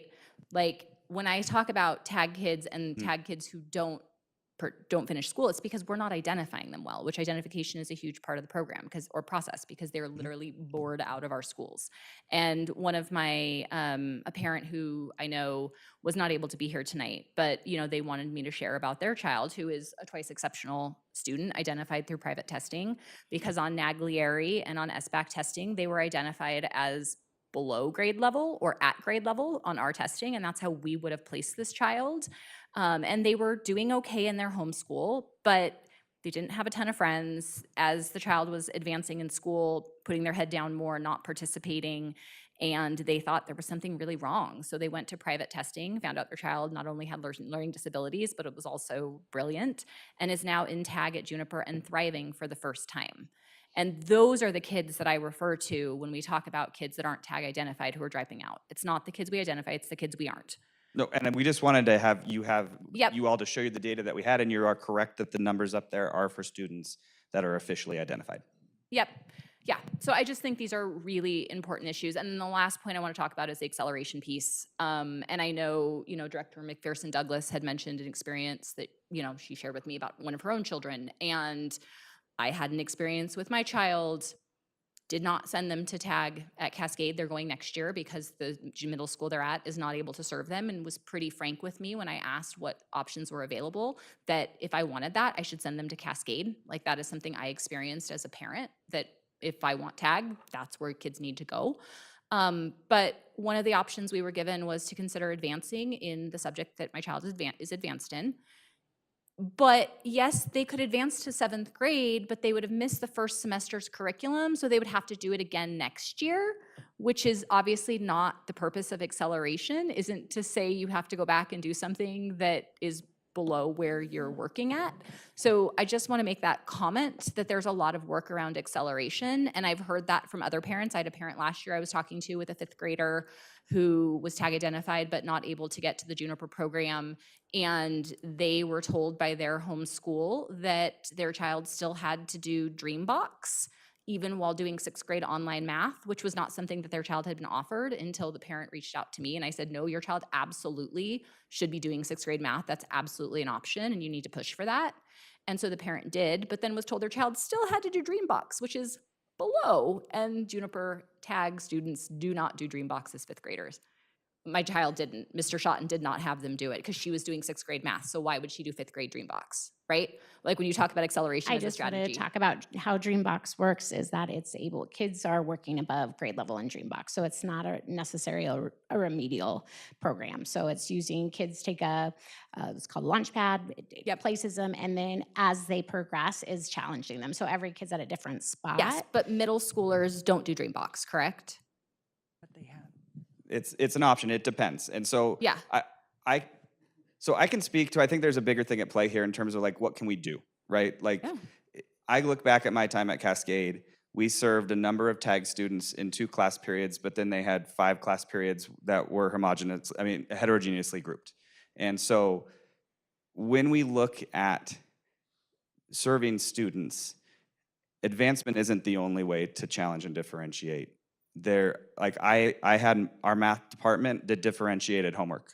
And so when a student was in class, they'd cover a topic, The teacher would work with them on selecting a level of homework that was appropriate for them. There was, I'm really struggling, I'm kind of getting it, and I've already got it, what's next? And so like there are ways that we can meet those needs in the classroom with thoughtful design and backwards design like Laura referenced earlier. And so like when I was at Cascade, in my 10 years of serving as a tag coordinator there, I can count on one hand the amount of times that I had a parent in that was frustrated with where their student was with tag, and we were able to resolve that.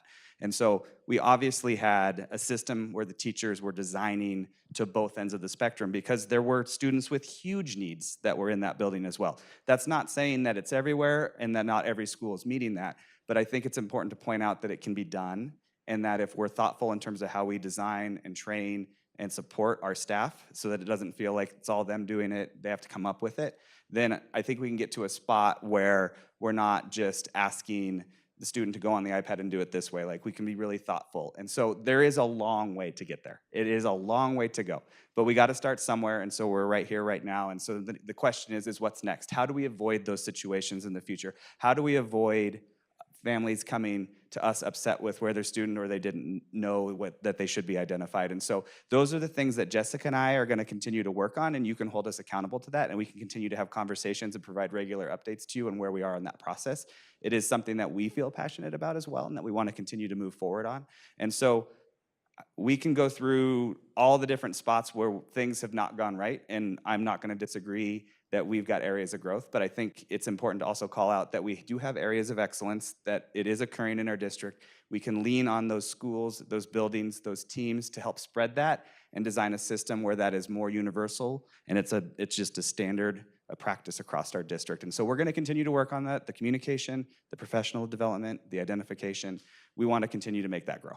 Yeah, no, and I appreciate that, because ultimately, like, me wanting to have this conversation as a board is about us having tag level excellence in every building and in every classroom, right? Agreed. Like, reading about the Renzulli School Excellence School Enrichment Model, and I was on the University of Connecticut website reading about gifted and talented education, and I'm like, this is what we should be doing in every single one of our buildings. But as a parent, I certainly have not seen that. My child's English class, they read one book all semester in 6th grade. She jokes with her 4th grade brother that he has more homework than she does, right? Like, that shouldn't be happening at our middle school level. That shouldn't be happening at any level.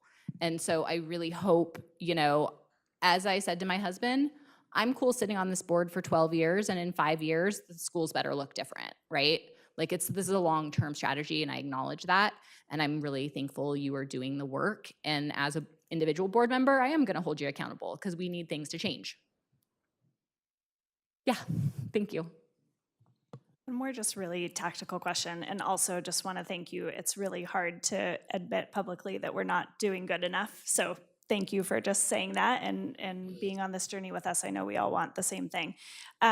For kids and parents that aren't in our TAG programs at Juniper and Cascade, I have a number of friends whose kids have been TAG identified. They're in regular ed classrooms. The parents are really empathetic about teachers and how they're feeling right now and not wanting to ask too much of them, and are really just wondering, like, how much should I be asking? What's reasonable for me to ask a gen ed teacher to do for my kid without feeling like they're overloading an exhausted teacher?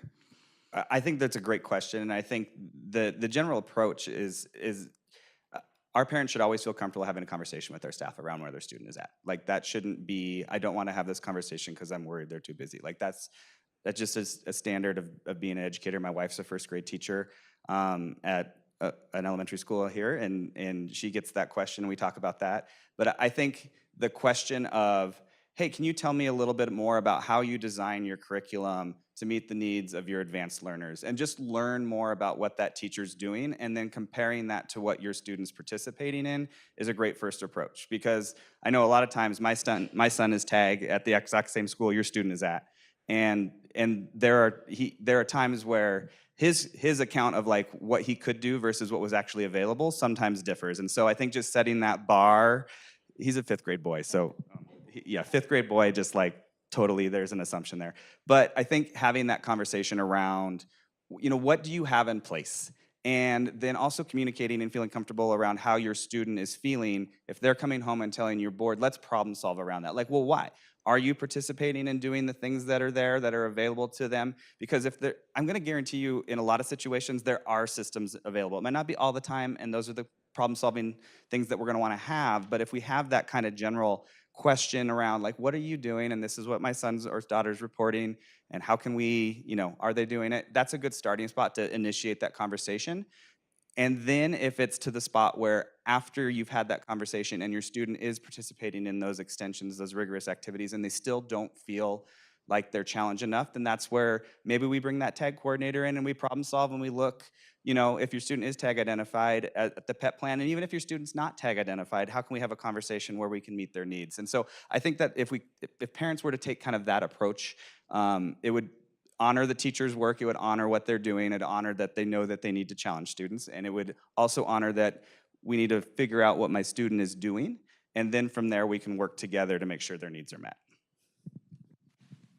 Great, super helpful. Good reminder not to always trust our kids as much as we love them.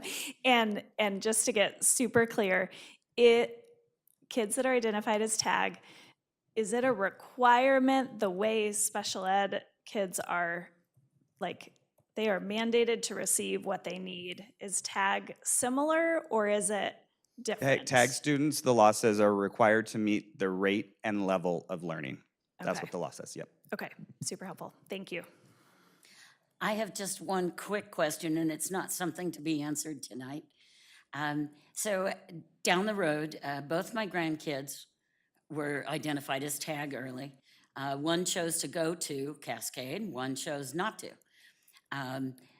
But I would like to know down the road what the instruction looks like for a kid that's in one of those identified programs, because I don't know, and I'm not going to ask them. So I would invite you to go into our classrooms and find out specifically Cascade, Erica Dietz, Aaron McIntosh, great programming, great. They'd be more than willing to have you come in and talk about what they do. So I would encourage you, if you felt like popping by and seeing what they do, they would be happy to answer those questions. Good, thanks, Stephen. Yeah, I think I'd like to do that. So I'd like to move from the identification piece into the instructional piece. I'd like to interject one thing. I just want to publicly call out and thank the three of them for sitting in front of this group and taking on a very challenging conversation. And I would just remind us that that they're all out doing the lifting and the work that's happening in our system and supporting our educators in their acts. And I would remind this group that accountability lies with me, right? I am your one employee. They all work under the system that we're instituting. And so if there is accountability to land, it doesn't land on the three of them. It lands on, and I'm grateful for your willingness to step into that space and be there with me. But ultimately, I'm the person you hold accountable for all of these things. And I just want to make sure that that's clearly articulated. And I want to thank you all three for standing in this and answering really challenging questions, as we've got work to do. And it's a great conversation for us to have. Thank you.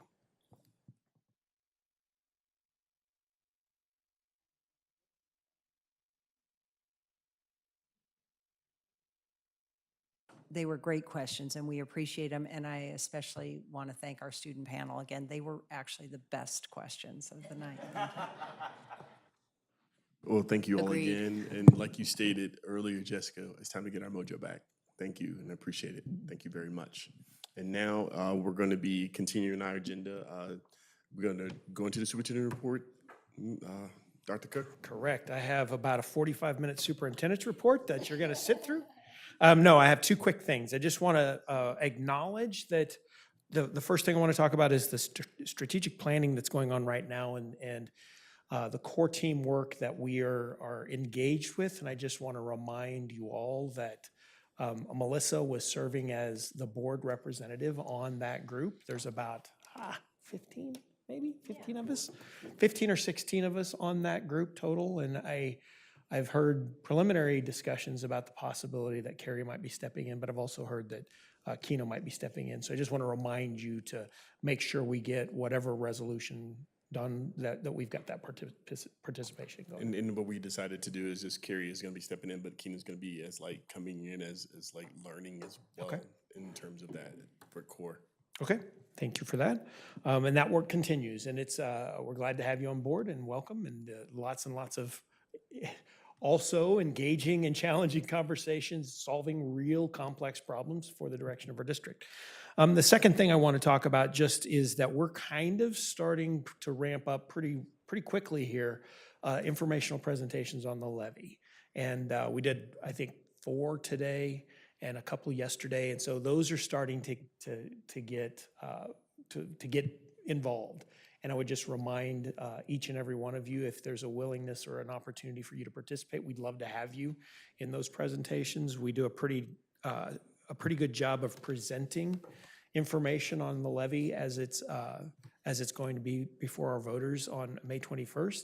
But as you know, there's zero advocacy that we can do as employees of the district. However, elected officials are not bound by the same criteria. And so if you are so inclined to participate in those, we've got, dozens and dozens more of these opportunities. Would love for you to be willing to step into those if and when they fit with your schedule. And so a lot of action going on in that over the next 6 weeks. And so just would invite you to be a part of that as you see fit.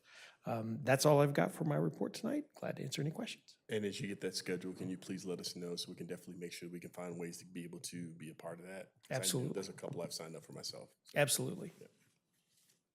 Dr. Cook, can I ask you a question about the, just informing the community about the election? So like in different communications that are sent to families, is it, is it okay to say, hey, there's an election in May? Because I think that is one of my biggest concerns in terms of, I think less than 30% of registered voters actually vote in May. But is there anything against the school saying, hey, there's an election in May? Nope, that's exactly what we can do. We can provide information. We can say, don't forget to vote. We just can't say how you should vote. And so providing information is a part of what's going on now and what we're pushing out. And we're actively looking for opportunities to engage with groups if they want to hear from us about what decisions will be made with the levy and how we will be tracking it, as much we talked about earlier in our budget process earlier this evening. And so, yes, glad to send folks our direction if they reach out to you and there's questions that you can't answer. We'd love to have the opportunity to talk with them. All right, thank you, Dr. Cook. And then finally, we're gonna be doing the board chair report. This is going to focus on 2 quick things. The first is our former school board member, Bill Chase, passed away. Bill and his wife, Nancy, raised a family here in Bend and are loved tremendously throughout the Bend community. So if you get to see Nancy in public, please definitely, talk to her. And then, like I said, thank her for Bill's commitment to this community. Finally, also, I want to thank our former board chair, Melissa Barnes-Alakia, for her guidance, leadership, and fidelity over the past 5 years in helping the district move into an inclusive and progressive direction. You'll be truly missed, and we're looking forward to seeing where your skills land you in our community. Thank you again for your commitment and hard work. That's the conclusion of the board chair report today. And now we're going to go into director's comments, and I would like to start with Director Olson. Sorry, but I do have one tonight. I just want to acknowledge that spent last weekend at the Oregon State Thespians Conference, along with the Mountain View Thespian team, and saw presentations from saw the full summit play, saw presentations from all of our high schools. It was fabulous, 1,400 kids. 1,400 kids, drama kids. Did we say drama? Yes. Never seen or heard so much conversation and in a voice that's even louder than mine, clear across the room. But it was wonderful, and I just want to say that's an example of, part of our fine arts programs, and they're really important because those kids are really committed, and that's their savior in their life. First off, just in case we don't see Wes at another meeting before the end of the year, congratulations on being a senior, and thank you for your commitment to being on this Student Voice Council. I'm glad we have you another year, Quincy. Also, just a shout out to those who gave the presentation with the ELD curriculum and DEI program and TAG. I really appreciate the centering of equity and really willing to look at areas for improvement, but the strengths. And certainly my kids have benefited from a lot of the programs in the school district, and I'm so grateful for the effort. And you could just see it in the presentations and the passion. So thank you. Yeah, want to just quickly build on Dr. Cook's comments, and thanks again for engaging in the meaningful conversation tonight. I am very clear that 99.99% of people that work in Ben Lupine wake up every morning wanting to do the absolute most and best that they can for our kids and families. And I really encourage you to think about board questions and comments as kind of another pulse on the community that we may not get in other ways. And I think how in the corporate world we hear about quiet quitting, which is like employees that are just kind of quitting their job, but not formally, but also not telling their boss the problems. And I'm hearing of families that are like quietly quitting our district or considering it. And it makes me really sad to hear. And so you know, we're asking these hard questions because we care and we know you want the same thing that we do, and so thank you. And then two just other quick things to anyone who still is listening at this time of night. Please vote for the levy. Our board, you know, are the only ones that can really advocate for that. I told a group today that I take asking our community for a tax increase really, really seriously. And I wouldn't be doing this if I didn't think it was the right thing for employers, for families, for people with kids and without kids, for everyone in our community. It is the right thing to keep investing in our public schools. And if anyone has questions or is concerned about the levy, please reach out to us. We're happy to talk with you. And then please apply to join our board. The opportunity to be appointed is a really unique opportunity. You don't have to go through an election right away. It is a lot of work, and it is by far one of the most enriching experiences of my life. And so give it some thought, talk to people around you, think of someone in your life who would be good and encourage them to apply. The data is very clear that especially women and people of color tend not to apply for these types of positions unless people really encourage them to. So encourage someone in your life to apply for school board. Thank you. Nothing from me. I just want to say two things. One, well, three. Steve, Dr. Cook. I'm always fine if you call me Amy. I am very aware of the buck ends with you. And I think I have told you numerous times that I respect you. I know this is long work. And if I ever seem hot up here, it's from a place of advocacy and caring, not ever coming, like trying to personally attack someone. That's not my style at all, even if I seem hot up here. So yeah, we're good. Two, I want to say a parent had emailed us the Pacific Crest newsletter, and I thought it was awesome that they're working on getting their kids off iPads as much as possible. And so I really hope as a district we're paying attention to what's happening at Pacific Crest with behavior and how the rest of the year goes to see if that's a model that we can roll out at every school, hopefully in the fall. I would really love to see us using our iPads less and having more peer engagement, because I think that's also really important for mental health. And then the last thing I just want to say is part of how I'm going to spend the rest of the school year, you know, I work 4 days a week, full-time primary care. My capacity is limited. But any opportunity I have to be in classrooms and be with our educators is where I want to spend my time, because I think that really helps inform this work. And so I was given a list of 20-some educators who said, yes, we would love to have you come to our classroom. I've reached out to them. I've realized that educators aren't great at looking at their email. I knew this when I sent out gift certificates to my kids' middle school teachers, and some of them just opened them in March. But I say this because I really do want to spend time in classrooms with educators, and not from a place of me judging, like, I am not an educator. I don't know if you're teaching that correctly, but what are you facing on a day-to-day basis? So if there's any teachers out there who are listening, or other staff who want me to come spend an hour or two with them, I would love to. You are welcome to email me, amytatum@schoolboard.ben.k12.or.us. I will respond. I will send you my spreadsheet. Hopefully I can get it filled up before the end of the year and send a new one out in the fall. So that's all I got. Thank you, directors. I appreciate it. But first and foremost, I want to thank you all for allowing me to sit in this seat. I'm looking forward to all your support. I know you guys are giving me, tremendous feedback. I'm looking forward to working continued efforts with the team and the rest of the, the senior leadership staff as well, and the Student Advisory Council. Thank you for all you supporting me to put me in the seat. I appreciate it very, very much. With that, our next meeting is a work session, and it is scheduled for April 23rd. Our Budget Committee meeting and next regular business meeting are scheduled for May 14th. With that being said, this meeting